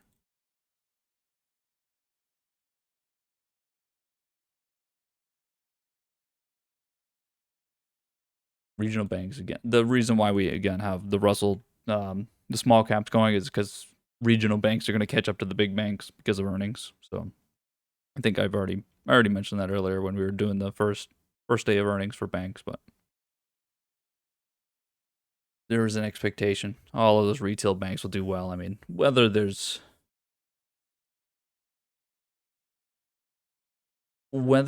is, I would say, upside for some of these banks or not, I don't think it really matters specifically the ticker. I don't really think anyone actually knows that shit, so anyone that's buying, like, no one's buying these because they're like, oh yeah, the regional banks and the small banks, no one cares about. You just think about them as a whole. So I mean, again, it's not like these are secrets. It's like everyone just, you can just go look at the chart and be like, oh yeah, this shit's just going up, isn't it? Like there's obvious, there's obvious, limitations to trading something that just keeps going one direction, because again, it's just the volatility is already priced, so you're not really making much on options, because we're only making options if other people don't really expect it to make that move in the same amount of time, right? Otherwise, yeah, you're not really doing much.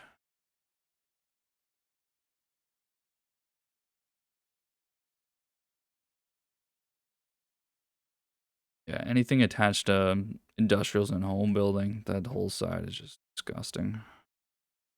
Done very well on that.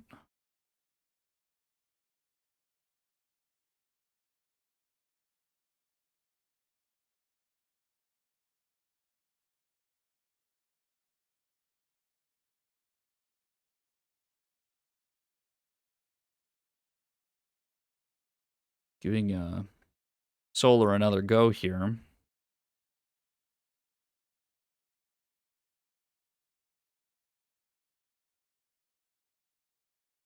Wow.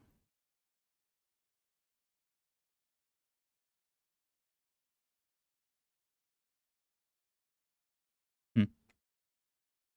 Oh yeah, here's one of the funnier things I want to talk about. All the Russian sanctions and everything. And look at the prices over here.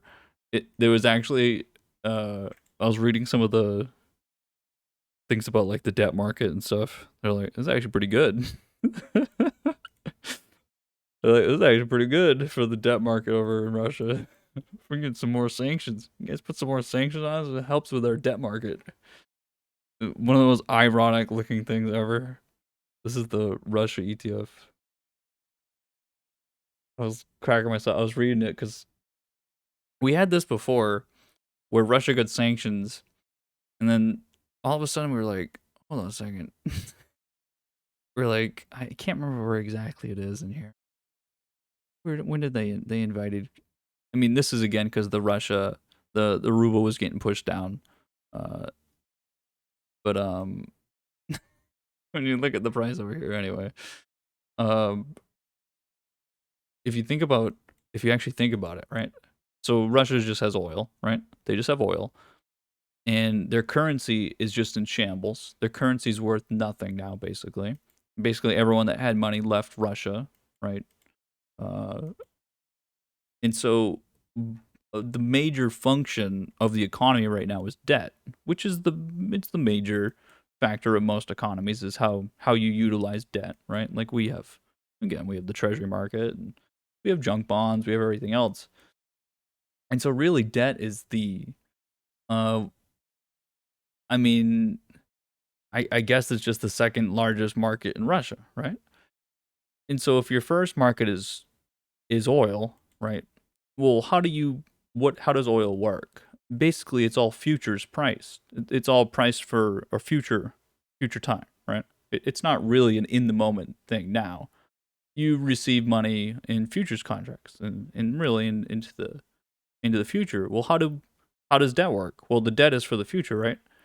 And so what happens if you get a bunch of sanctions from the U.S. puts a bunch of sanctions on Russia, and then it seems like there's probably going to be all kinds of other windfalls because of that.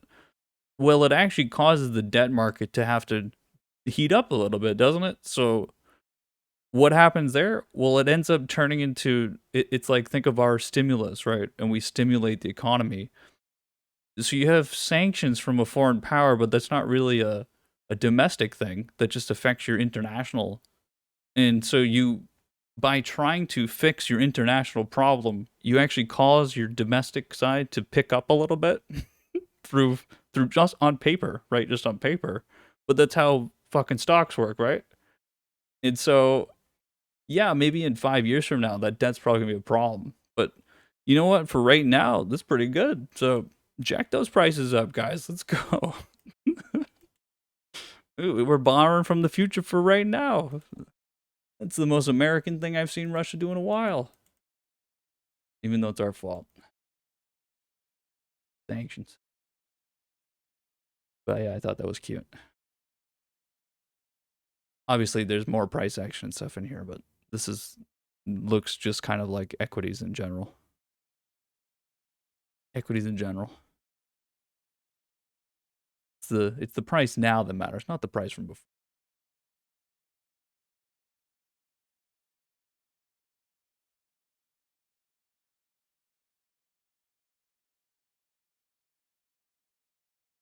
What do we got? We got 10:30. Looks like everything's about to get back to green on the day.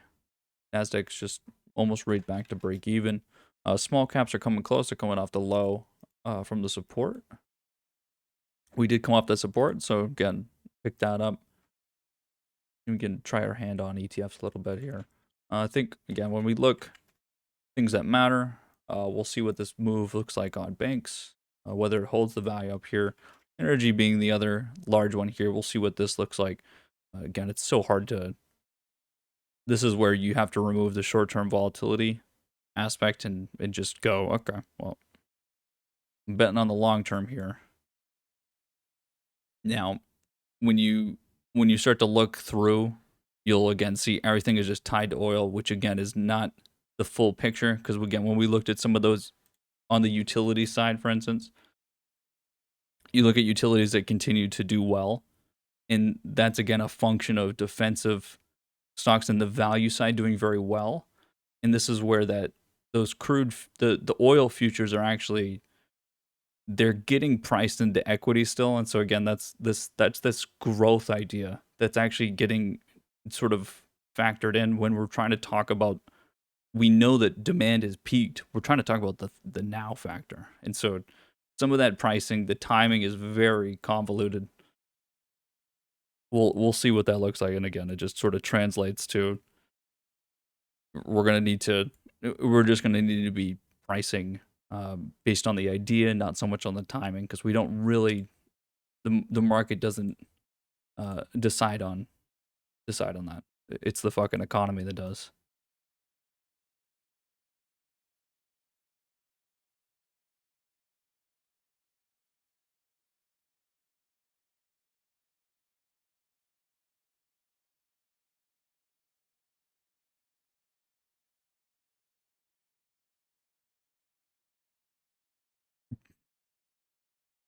It is it is April monthly expiration. We got gamma moves to the downside mostly.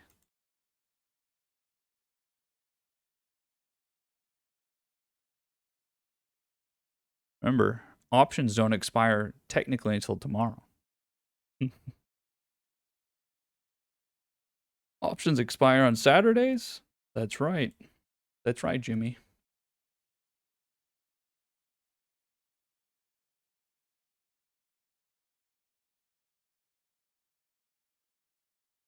We don't really have any short-term moves though. People like you and I are not buying short-term vol. So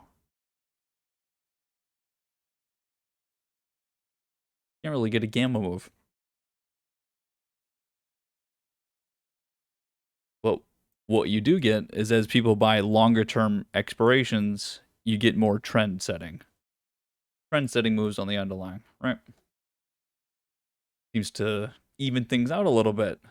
Seems to be like when people buy less short term expiration options and buy more long term options, it seems like the short term volatility goes down. Whereas when everyone's buying shorter term options, the short term volatility goes up. Really makes you think. And we don't have as much of a trend. Huh. It's almost like all short term volatility is related to the buying and selling of the underlying by market makers. Really makes you think. The stock market might be a derivative of the option market. It just might be.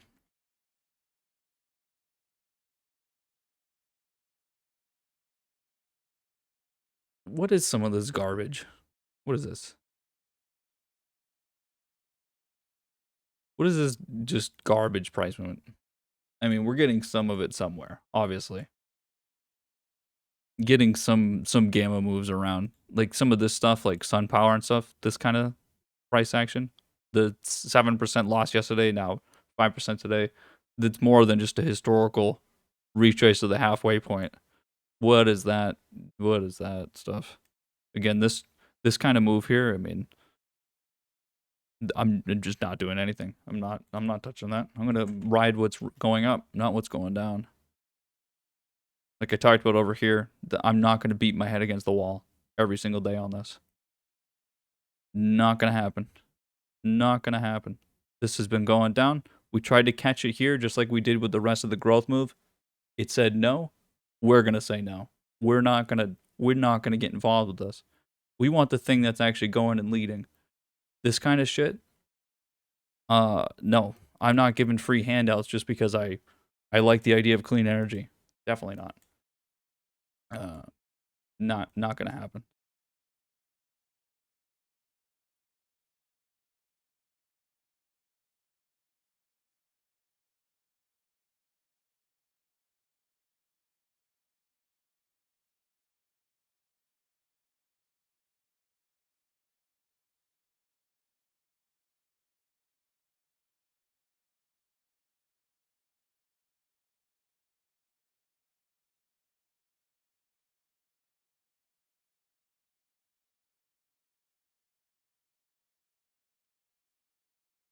That's getting pushed.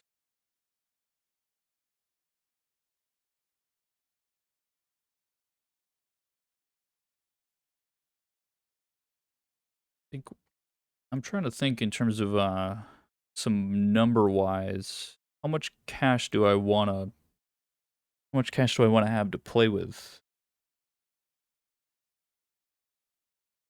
Because there are going to be opportunities. Some things are going to get busted by our earnings.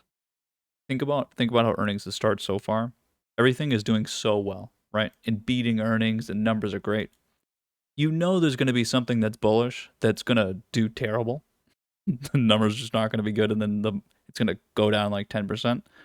I'm going to want you're going to want some cash to be able to take advantage of that, because again, it's like think of the best example is just like Apple. This coming down here, right?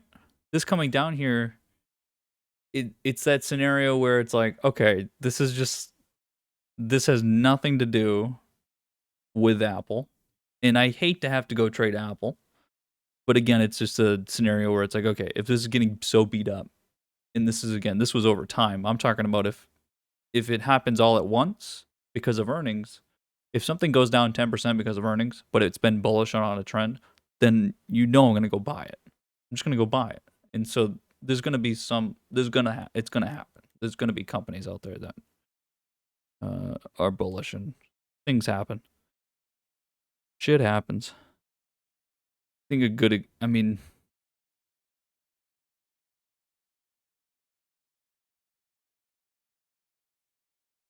we don't have good examples yet because we just started, but I'm trying to think what exactly would be critical on. The market would be critical on retail stores, so this would be like if Foot Locker doesn't sell enough fucking sneakers, and it just gets. I mean, the thing is here though that some of these, like, if you think about where this is, we've really passed the high here. I mean,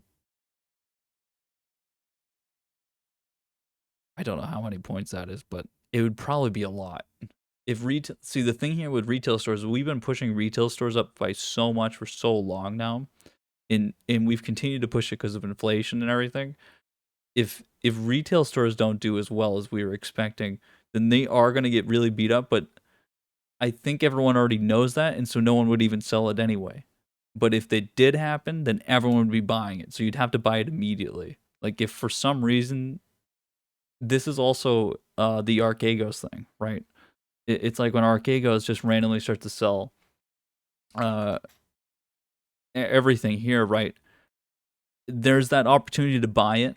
Now, what this timing looks like, again, it's not going to look like this because this was over multiple days, things getting sold. Earnings is a one-stop shop, right? It happens immediately and that's it. So it would be right as soon as it sort of reaches an equilibrium, you can go buy it. And so there's going to be things like that you want to have a little bit of fun and play on those. These still haven't recovered, right? In Viacom, Discovery, they have not. They still haven't. When is the opportunity to buy these? I mean, again, we're just certainly chomping at the bit to do this. I mean, this is the tightest candle we've seen so far, but it's early. We're only an hour in. And it's it's a lot of points from here to even where this is 23. I'm going to buy this and everyone's going to buy it and it's going to fucking skyrocket, but you don't want to have this go down for another few months when you're trying to, it's money well spent somewhere else. Money well spent somewhere else, even though you just don't have a good way to decide probability here or anything, right? There's not a good way to, how many points does it need to go up for it to become good, right? This is 156%. I mean, how many points here does it need to go for us to be like, okay, I'm going to do that? Like, it's just not really clear. But I mean, everyone's going to do it. And this would be more, again, this would be a gamma situation. So maybe for the next time there's a big buildup of calls and they expire in a week, that's when we go, okay. And that might be something that everyone can look for is when there's 1 week to expiration and there's a bunch of calls, which would be today, for instance, which is why I wanted to do it in the first place, but they kept going down. So we know that there's really not, there's not enough calls. There's not enough calls that will be in the money to matter. That's the point. They need to be in the money or getting close to in the money for the gamma move to happen, gamma squeeze to happen. But if it does trade flat for a little bit of time, there would probably be enough. It would cause a move, right? It would cause a move. So be looking for something like that. I mean, the thing is here too is that it's going to be random. It's like this here, right? This move, it did it again. The thing. Okay, here's the crash. This is the thing that we actually saw from Archegos. This is that that same discovery move on the A shares. This is just the B shares. That's the same move that happened on the what's normally traded. These are just worth more on for voting. And then this skyrocketed twice the size of what it lost, right? Which is kind of what we were looking for on just all the other tickers that lost because of Archegos, that there'd be a bunch of buying and it would get squeezed up by the gamma side. That happened here, and it came back down, and then it did it again. It did it again over here. So there is some, validity to this happening on the other side, right? It's certainly it's certainly in everyone's back of everyone's mind, because just looking at this here, I think it's obvious enough. And again, these are the B shares, so these are someone's trying to do some sort of board seat sort of situation. This is a little different. This is not market makers, but again, how easy it was for this little bit of extra demand to push price up even above the all-time high here. I mean, this sort of thing, it should give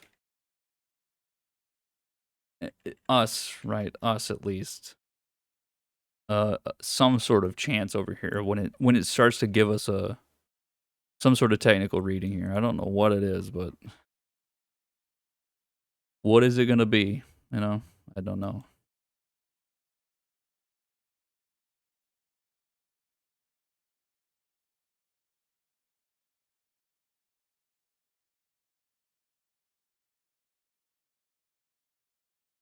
I really got to make sure not to convince myself to put this on today, because bad trade.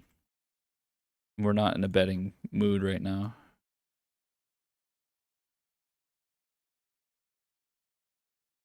We are in the long bro mood.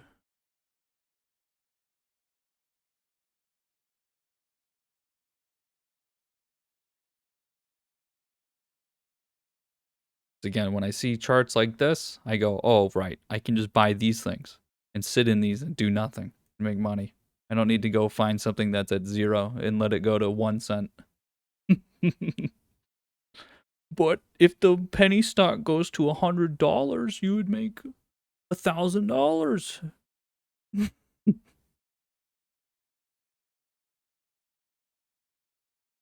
Wouldn't that be great?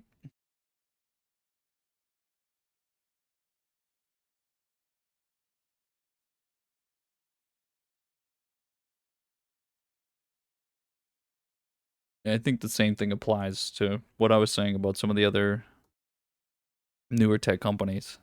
It's just, it's not happening, and there's too much of this type of shit. This, what is this? Sell 7%, gain 8%, and then come back down, tightening.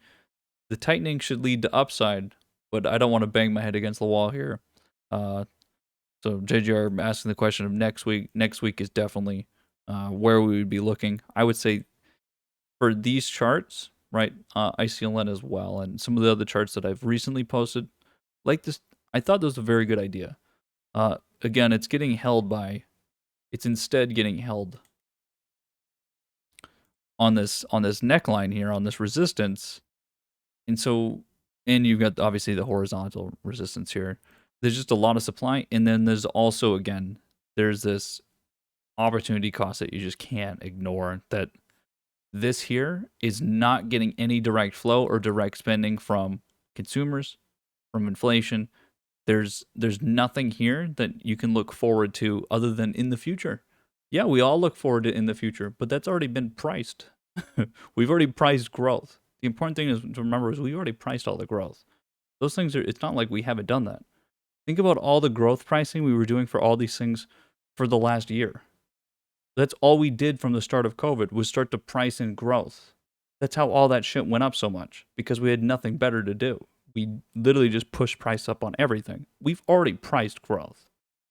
Things that are in the future that haven't happened yet, right? Tesla is the best example. Tesla barely makes profit right now.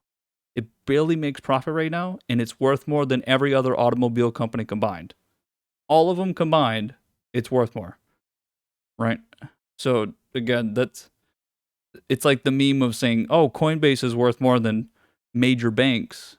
when major banks have trillions of dollars of assets, right? Coinbase doesn't have. Again, there's a difference there.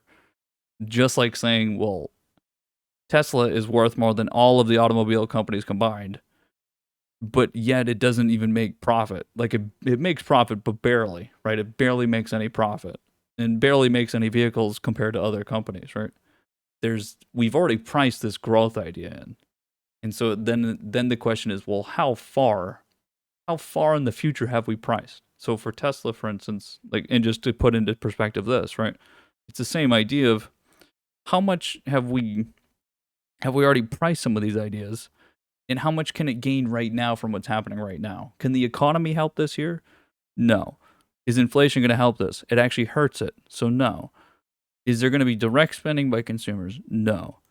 Do I care about this right now? Can I just wait a month for it? Yeah, I could just wait a month for it. Am I going to miss anything in a month? No, probably not. And so then again, that's where it's like, well, I'm going to spend this next month actually buying things that matter right now, which are things like banks, energy. These things will matter right now, right? And then again, that's how the flavor of every week is. So, yeah, next week we'll be looking for. I think the question really is are these sort of newer tech and clean energy? Are we going to forget about them for right now? I think it's a very big, likely possibility that we just kind of forget about them for some time until we're pushed back into having to buy them. Like there's some sort of regulatory or spending idea that we have to buy them because it's just too obvious, right? I mean, anything down there though, ICLN as well. These things, it's just let's just see the move. I've put targets on all of them, and I expect them all to go up. Just, there's no way to take a comfortable trade, right? Watch, it'll go up 10% right now. But then it's like, well, you don't even know if you're supposed to take profit on that or not. See, this was a better trade. This was a better trade on support. At least it's something we know right now. At least it's something we know. And again, at the end of the day, guys, equities are just bullish and everything's going to go up, so it doesn't really matter what you throw your money in, so don't even worry about what I say. We're all just we're all just on the same ride. It don't fucking matter. Not right now, anyways. Unless you get banged up over here on T. This hasn't done very well. There's some exceptions. There are a couple exceptions.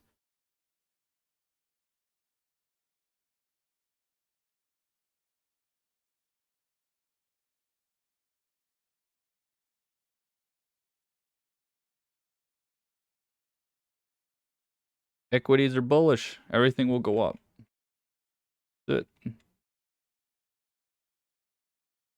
Yep.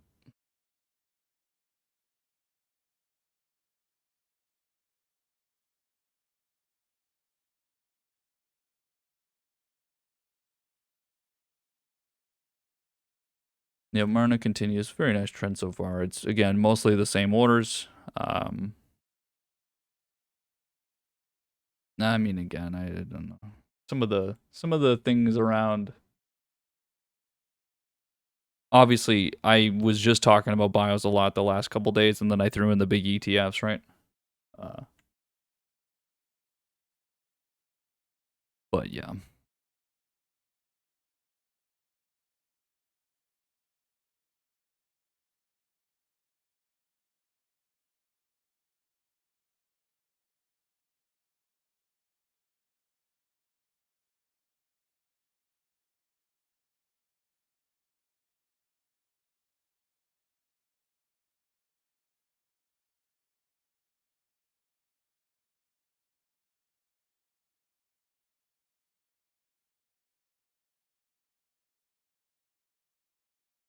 NTAP.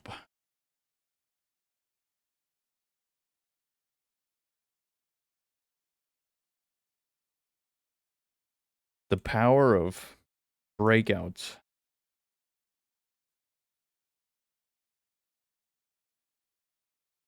story of candles. Story of candles. Yeah, it's been a nice trade so far. Very nice trade so far. Crowd, yeah. Crowd is uh again, the whole long-term trading scenario. I mean, again, the difference between taking a long-term trade and trying to get a short-term trade here are making money and not making money. And it'd be really silly to lose money for buying on the support and then you lost money here, which you would if you took a short-term trade. Uh, but this trade here since that has been phenomenal. And again, the difference here when we were taking the trades over here from the 25th growth, the difference on a CrowdStrike trade here was that CrowdStrike is one of those tickers it's in the top, I think again, it's the top 5 of most points gained in the last year. And so buying this here is very different from buying something like Apple, which Apple's very far behind. It's actually not been doing well at all.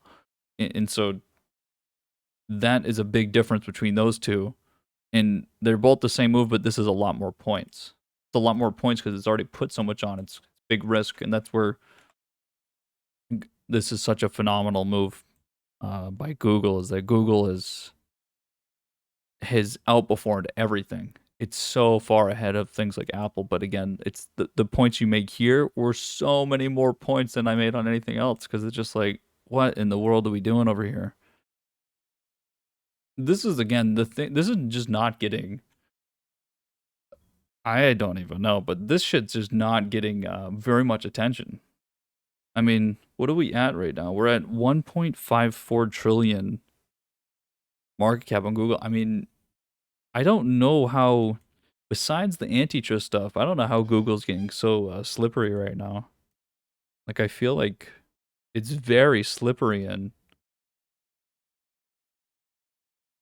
I could see a lot more points coming in here once people really start to wake up to the idea of Google doing more and more, like some sort of, I don't know if what type of shift it is, but it's like Google was the thing, right? If we even just think back, Google was the thing.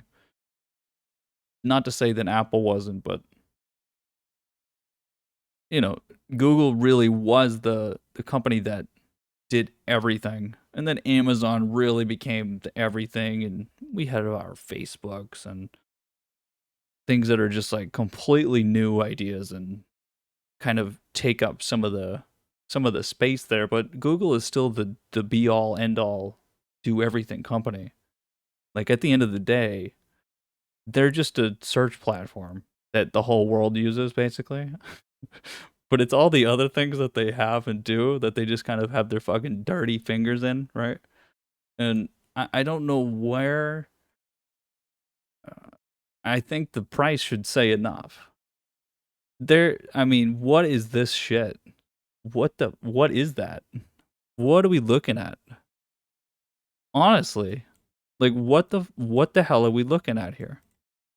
Let me just take this shit off. Look at that. I mean, it's just ridiculous looking, right? And I don't know why we haven't. And the reason why it looks like this because we haven't really gotten much demand to it. Besides this here, where like there's been some wake up, obviously. This kind of price action again, this just gap up. You don't get to capture this intraday. You have to just be in a position, and the people getting rewarded for it are the ones that are just in position because all these gap ups that have led to value or it led to a price increase, right?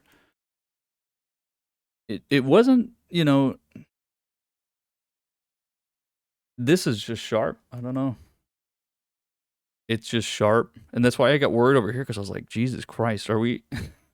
I'm betting on it to go up, but how do you take a trade there? Because that is some scary stuff. Hey, these guys are all mentioning Donkey. What's going on over here, guys? What are you talking about? Are you talking about this big candle right here?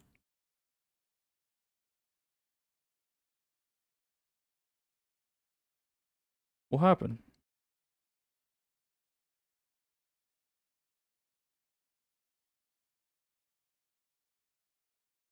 You guys are telling me that it's going to break out of here right now. Is that you guys Are you telling me it's going to come out of here right now?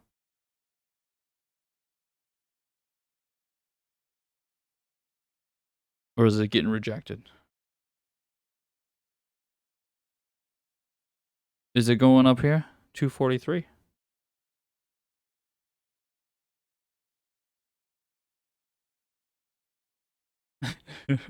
You guys are, now you're waiting. Wait a minute. Hold on. This is over 2% right there. It actually was lower than that. What is TradingView showing me here? Yeah, see? TradingView is lying. Look at, that's 233. You go to the intraday, it doesn't think so. Intraday, it thinks it's 215. See? It's actually lower than that. TradingView is fucking lying once again. Do not believe their lies.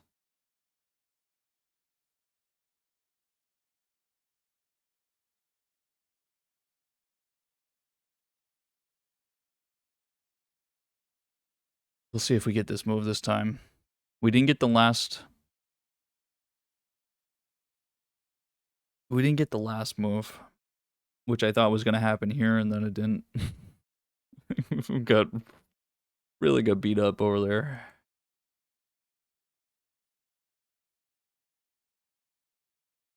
Well, you guys let me know if that goes, okay?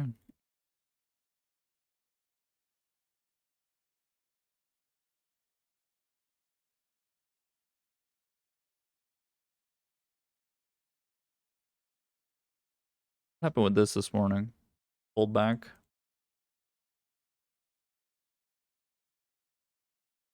See, I don't know where something like DraftKings does, how it does in a market like this.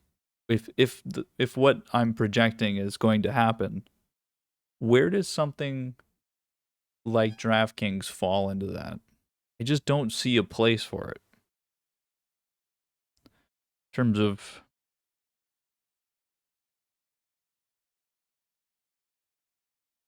I'm not sure.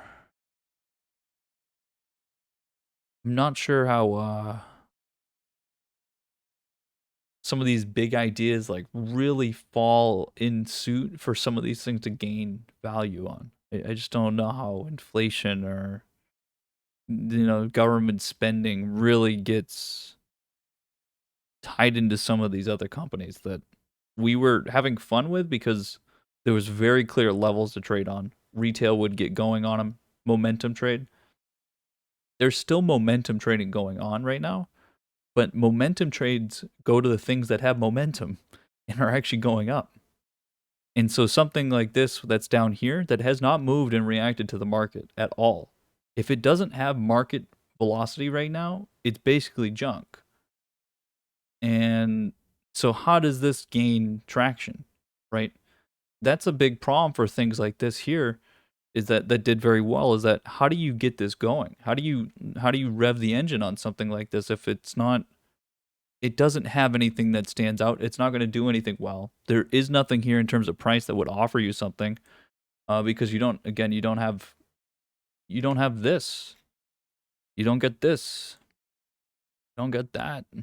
I just, some of these, there is a big possibility. Think about, if you're going to move forward, you need to leave something behind, right? We're in space right now. We want to move forward. We want to go up. How do you do that? You leave something behind. You shoot something out the back. We have quite a bit of tickers we can shoot out the back. And it's a very big possibility that, how do you keep a trend going? How do you keep demand inflowing? How do you keep the flow increasing? You outflow from some other things. And I would say there's definitely some things on the menu that if I was in a position on, let's say I had one share or like an equal amount of monetary value on every single, all 5,000 tickers in the market, and you told me I had to bring that down to 500 of them, right? Okay, then I'm gonna have to sell some of those. And when you start to like do some of those things, it's like, okay, what would I want to own right now for the next 6 months? then I start to, okay, well, I still like the pen, the pen idea, the 200 idea. But again, the price doesn't lie. It was one thing, and then this over here starts, and it goes, okay, this has nothing to do with what's happening right now. Things have changed a little bit since over here, huh? They've changed a little bit over here. If it's now or never, I would say on pen here, this move here, it's now or never, or everything's off the cards. No, I'm done with that shit, and I think there's definitely not Piton, but there's definitely some tickers out there that are like that, and I think some of the clean energy things are having that moment right now. SPACs are having the moment.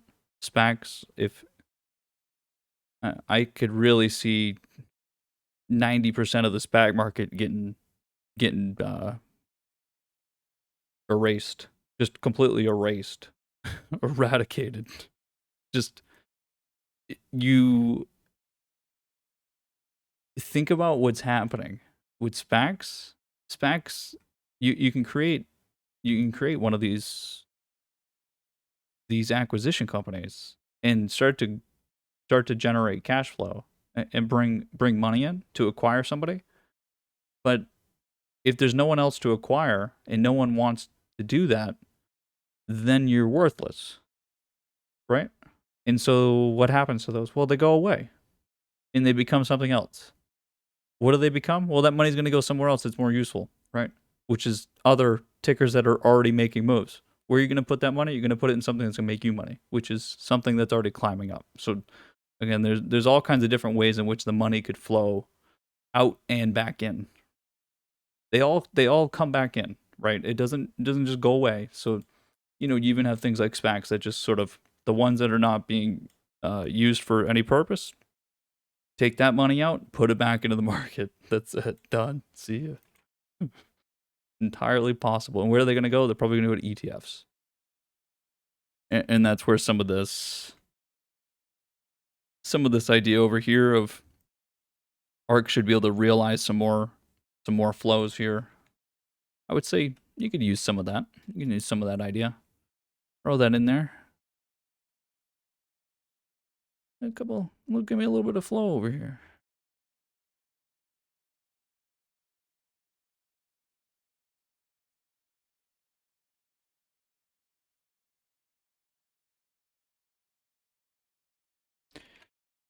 Industrials.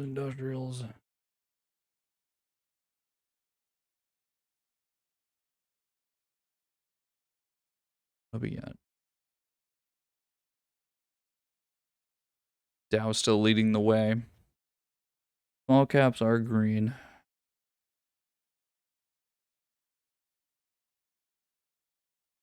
Not much to see here today.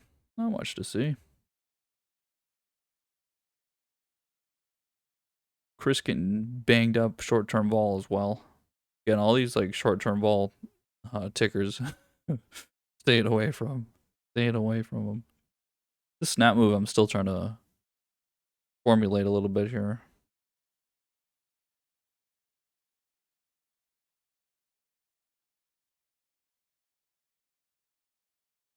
Z as well.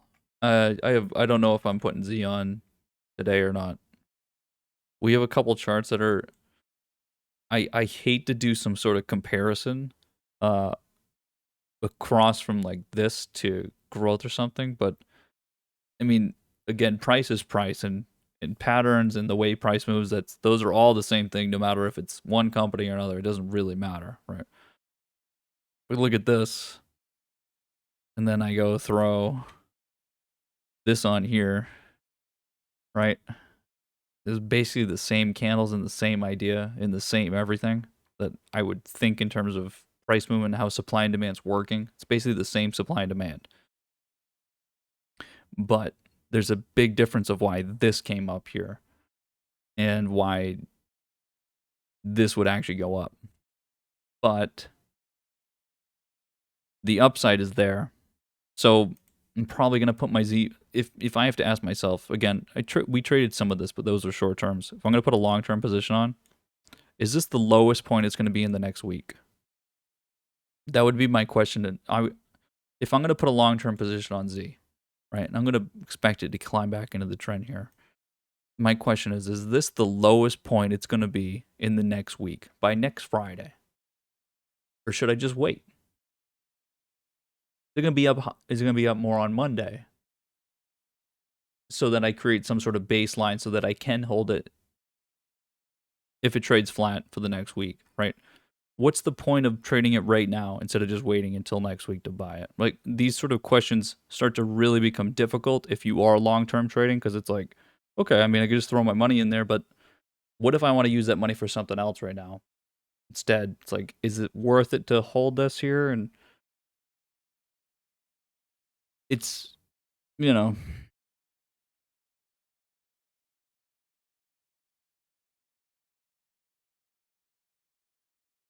thinking about it. Thinking about it. When is this earnings here? Earnings on May 13th. Hmm.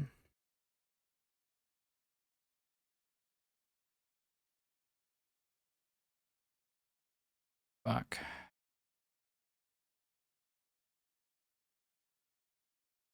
Wow, I'm so, it's so easy for me to just to convince myself to do anything. Guys, this is the problem when you have money. I'm telling you. This is what I talk about with banks. When you're sitting on cash, everything's an opportunity. You just start to convince yourself. You go, oh, actually, you know what? Everything's a plan. It may not happen, but I've got the plan. Put the money on it then. Unfucking believable. Can't be stopped. Just can't be stopped. Put it all in there, guys. Throw it on Z. By the way, I talk about getting up to longer term positions, and I'm now at more positions than I was when I was doing all my short term trades over here, like over the last couple months. I now have more positions than I did then. It doesn't fucking make sense. Stupid. X going, yep. We'll see how our X again. I'm in the same X position. I don't know. There's still questions on whether or not it's better to trade these moves here. I think the X timing we've been pretty good at, so this is my first time putting on a longer term position on X. I don't really know if that might be blanketing the strategy too much. Might depend a little still.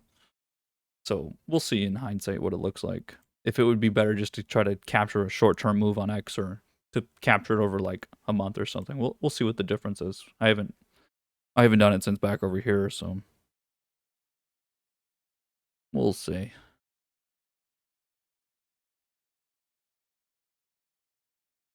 We'll see. What do we have here? That was one. It's 11:10.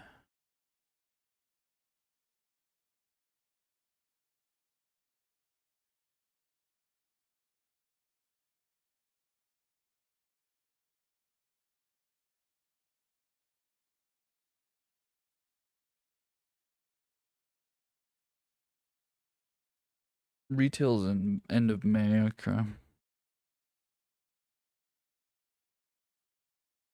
Where are we at on Intel right now? Break even. Nice. That's nice. And we took this trade here. This, for instance, will do better. So taking the trade here on support that it's a long term will be better than any other trades that were in here for short term. Because again, we've learned kind of the hard way on this since doing the Dow play. Again, since back here taking this trade, that this short term volatility is killer. Because again, you trade value in the Dow for having barely any moves. This is way too much movement for anything on the Dow. So taking a long-term trade will definitely be helpful there. Fuck that. Again, I talked about this over here. This is some gamma moves. I don't know how much more that's going to translate to other tickers. I mean,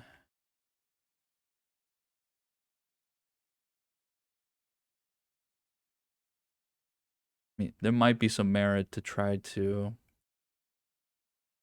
fuck.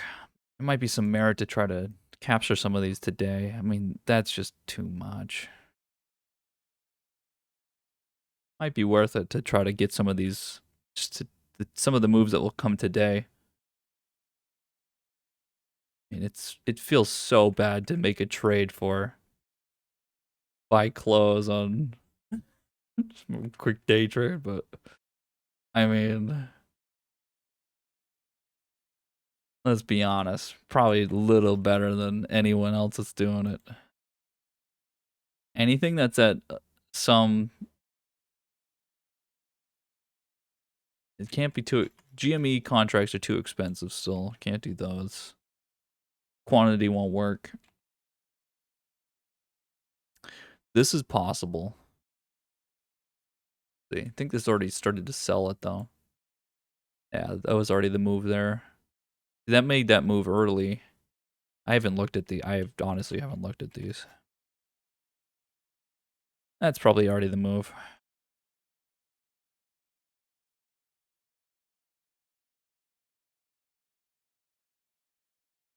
Not sure.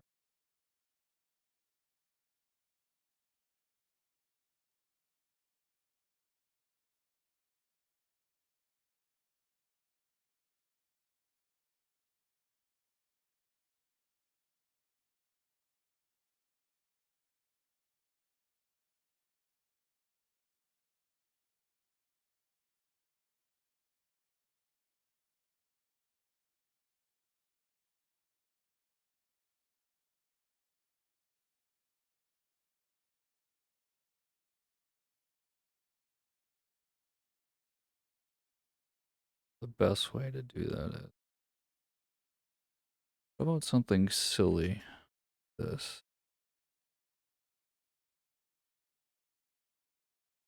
Okay, that was that move there. Right.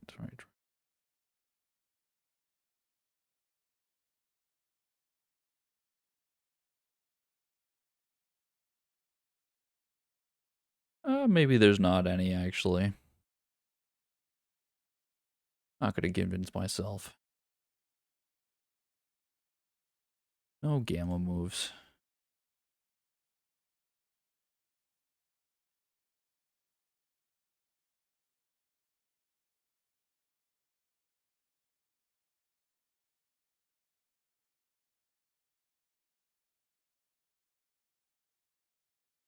What the fuck is that?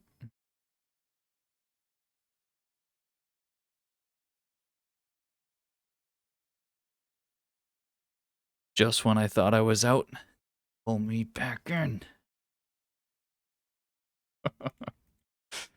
All right, I think I found one. I think we found one, boys. I'm not gonna do that. Just kidding. Just kidding. This trade over here was dumb. That trade over there was dumb. The gap down on PRPLM. You know what? Let's buy this. It's pretty good. We got the dumbest trade ever over there. Take this one. Let's take this one.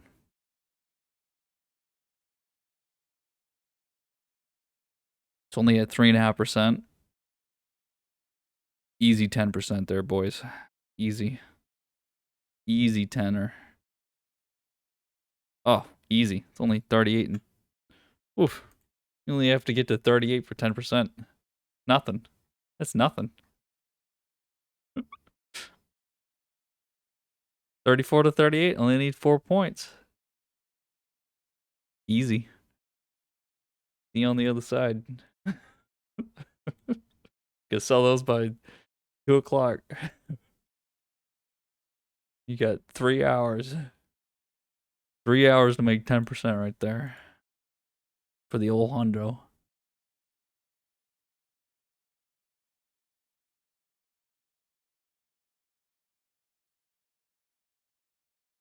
I really don't know what to do with or I don't mean what to do, but what the whole thing is with the solar and clean energy shit. I really have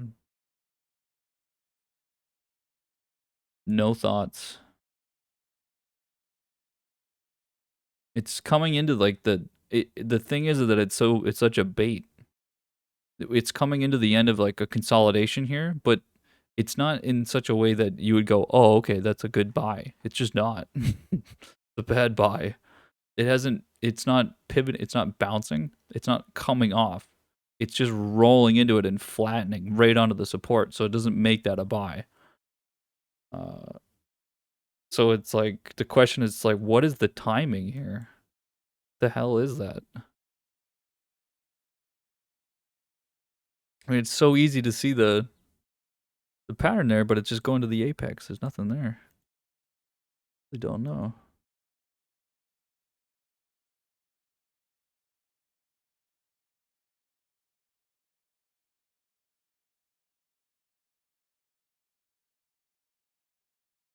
All right, I think we're running out of ideas. Let's again, everything's gonna be a lot drier now on this trend. The whole point is that we fucking got it, boys. Don't care. Doesn't matter. Still in. So many more days to go like this. God. We get another.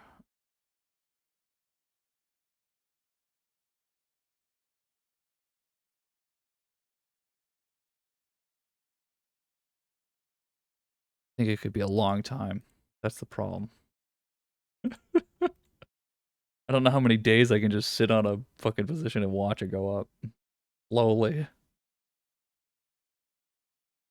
Weekends will be. I think we'll see how Monday comes because I think when we try to think of like how people's anxiety will come in, the anxiety is that things just keep being the same, and that's when things get just feel bad. It's like you're sitting on unrealized. Like I hate sitting on a big unrealized position or just having all my money in the market and it's just I can't get out of it. I'm just sitting on it, and then there's nothing to watch. There's like nothing to look at intraday. Opportunities are like very far and few between. They're just kind of, sillier ideas and in the moment ideas, and yet we're going to have earnings here, which earnings should be volatile, but they're just not going to be. That's the problem. Like in not in the same sense that we usually see it, because all the volume that comes in is just going to go one way, and then those positions that do get beat up, it's just going to average out by so much that it doesn't even matter. So I mean, I'm getting sick of looking at green. I honestly am. Like there's a point that we make money from the move starts, and then we make money that we're betting that it's going to continue. But again, you're talking about you can't make.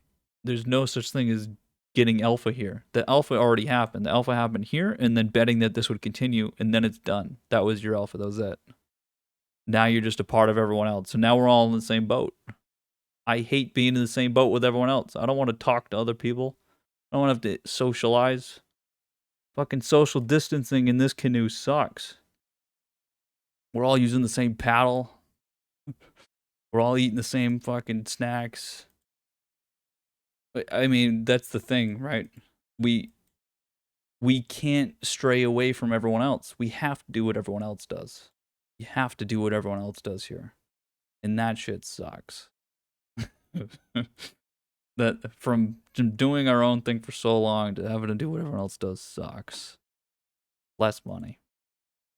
And it's funny to say that while the market goes up. Because when the market goes down, everyone hates that too. So everyone, this is where retail is going to really learn, how the market just going up on a trend actually isn't very good for them. There's a point where it's not good for them anymore.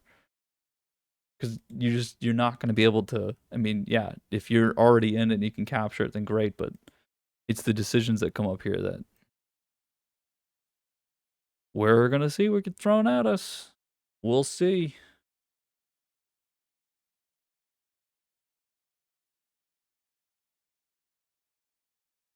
Okay, see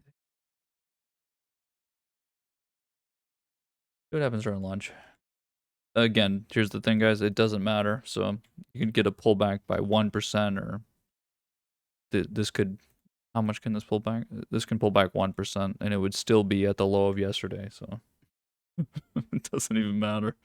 Uh, we'll see how this PRPL trade comes up. We're already doing pretty good. Yeah, we're not changing anything. We're staying in the lane, and there's not really any weekend trades to put on. So those of you wondering, like, is there something I can put on to like have good probability to double my money, man? There's nothing like that. There's really nothing like that, and that's again why we're in a little bit of a different market state. I mean, this is a trade I'm trying to take off of a gamma reason. So I mean, I guess that's one. I mean, you want to put a bet on, then you can try to put these ideas behind clean energy and like solar on, but this again I think is a bait. Just a bait. Not that like the market's not trying to bait you. It's just not really. It doesn't have enough demand or oomph to get people to get in there to begin with. So, uh, just keep buying the things that keep riding up, and you don't have to you don't have to make something work. You can just get in the same boat with all of us, and we'll go up together, right? There's nothing wrong with it, right? It's just gaining at a lesser to a lesser extent. It's just not as big of a gain, but it's definitely gaining. And again, you're crazy not to be in the boat and to ride the wave. And it's the people that are complaining and think it's crazy that again are the ones losing money, and they continue to do so because they want to continue to be against the market for no reason. So at the end of the day, there is no windfall here. There is no. Here we are a month ago, right? There's no such thing as this is too much. This wouldn't even be too much to lose. This wouldn't even make a dent. It wouldn't even matter. Think about it. We lose 6% by Monday. It wouldn't even matter. No one would care. At the end of the day, no one would care. No one in this market would care if the market went down by 6% on Monday. Nobody would care. It would be the biggest loss in history. Nobody would care. The market would get halted. And then we'd go, what are we doing here, guys? A pretty good discount. So again, red days, as soon as the red starts, everyone goes, oh, fuck, this is nice. This looks good. Let me buy that. And then everything else that's trash, everyone keeps throwing out, right? Like bonds. No one wants the bonds. Throw them out. Go buy something risky.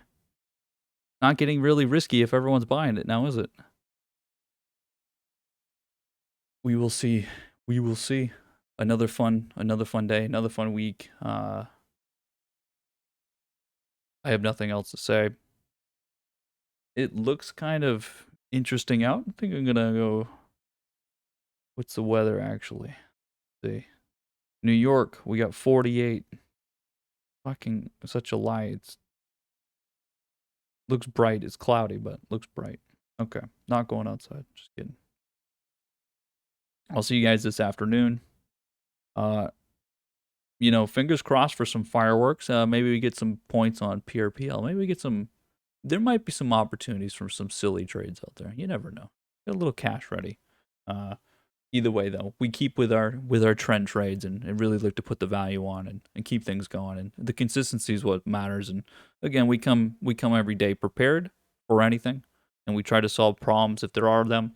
And we just need to always be in that state of changing, and just like we just did this past week of changing into a longer term. Realize that that's an important thing that most people don't do. They just something works, they keep doing it. What we've been doing worked and has worked and continues to work. Yet we can still on the fly change things to try to do better than that, right? It's important to realize that whether it works out or not, it doesn't really matter. It's about realizing that there is some sort of change here, and that based on that plan, that would be the best approach. If that doesn't turn into the approach and the plan that's needed, then we can go back to being very short term and try to be greedy through those short term trades. And if that's the best plan of attack, then we'll do that, right? It's not like you can't go back to that at any point. So we're going to try to make this plan work. If the price doesn't work that way, then again, we don't fight price. Price is the teacher. It's what we learn from. And if the price isn't there for it, then we don't do it. But at this point, we're on the we're there right on the spot. So I'm doing very well with it. And it's, it's not as fun, but making money is never, I don't think it's supposed to be that fun. I think it's just supposed to be, okay, cool, made money. Yeah. I have no fucking clue. Anyways, guys, I'll see you this afternoon. Go get a coffee, enjoy your lunch, drink some water, get some exercise, or just be a bum like me. I'll see you this afternoon.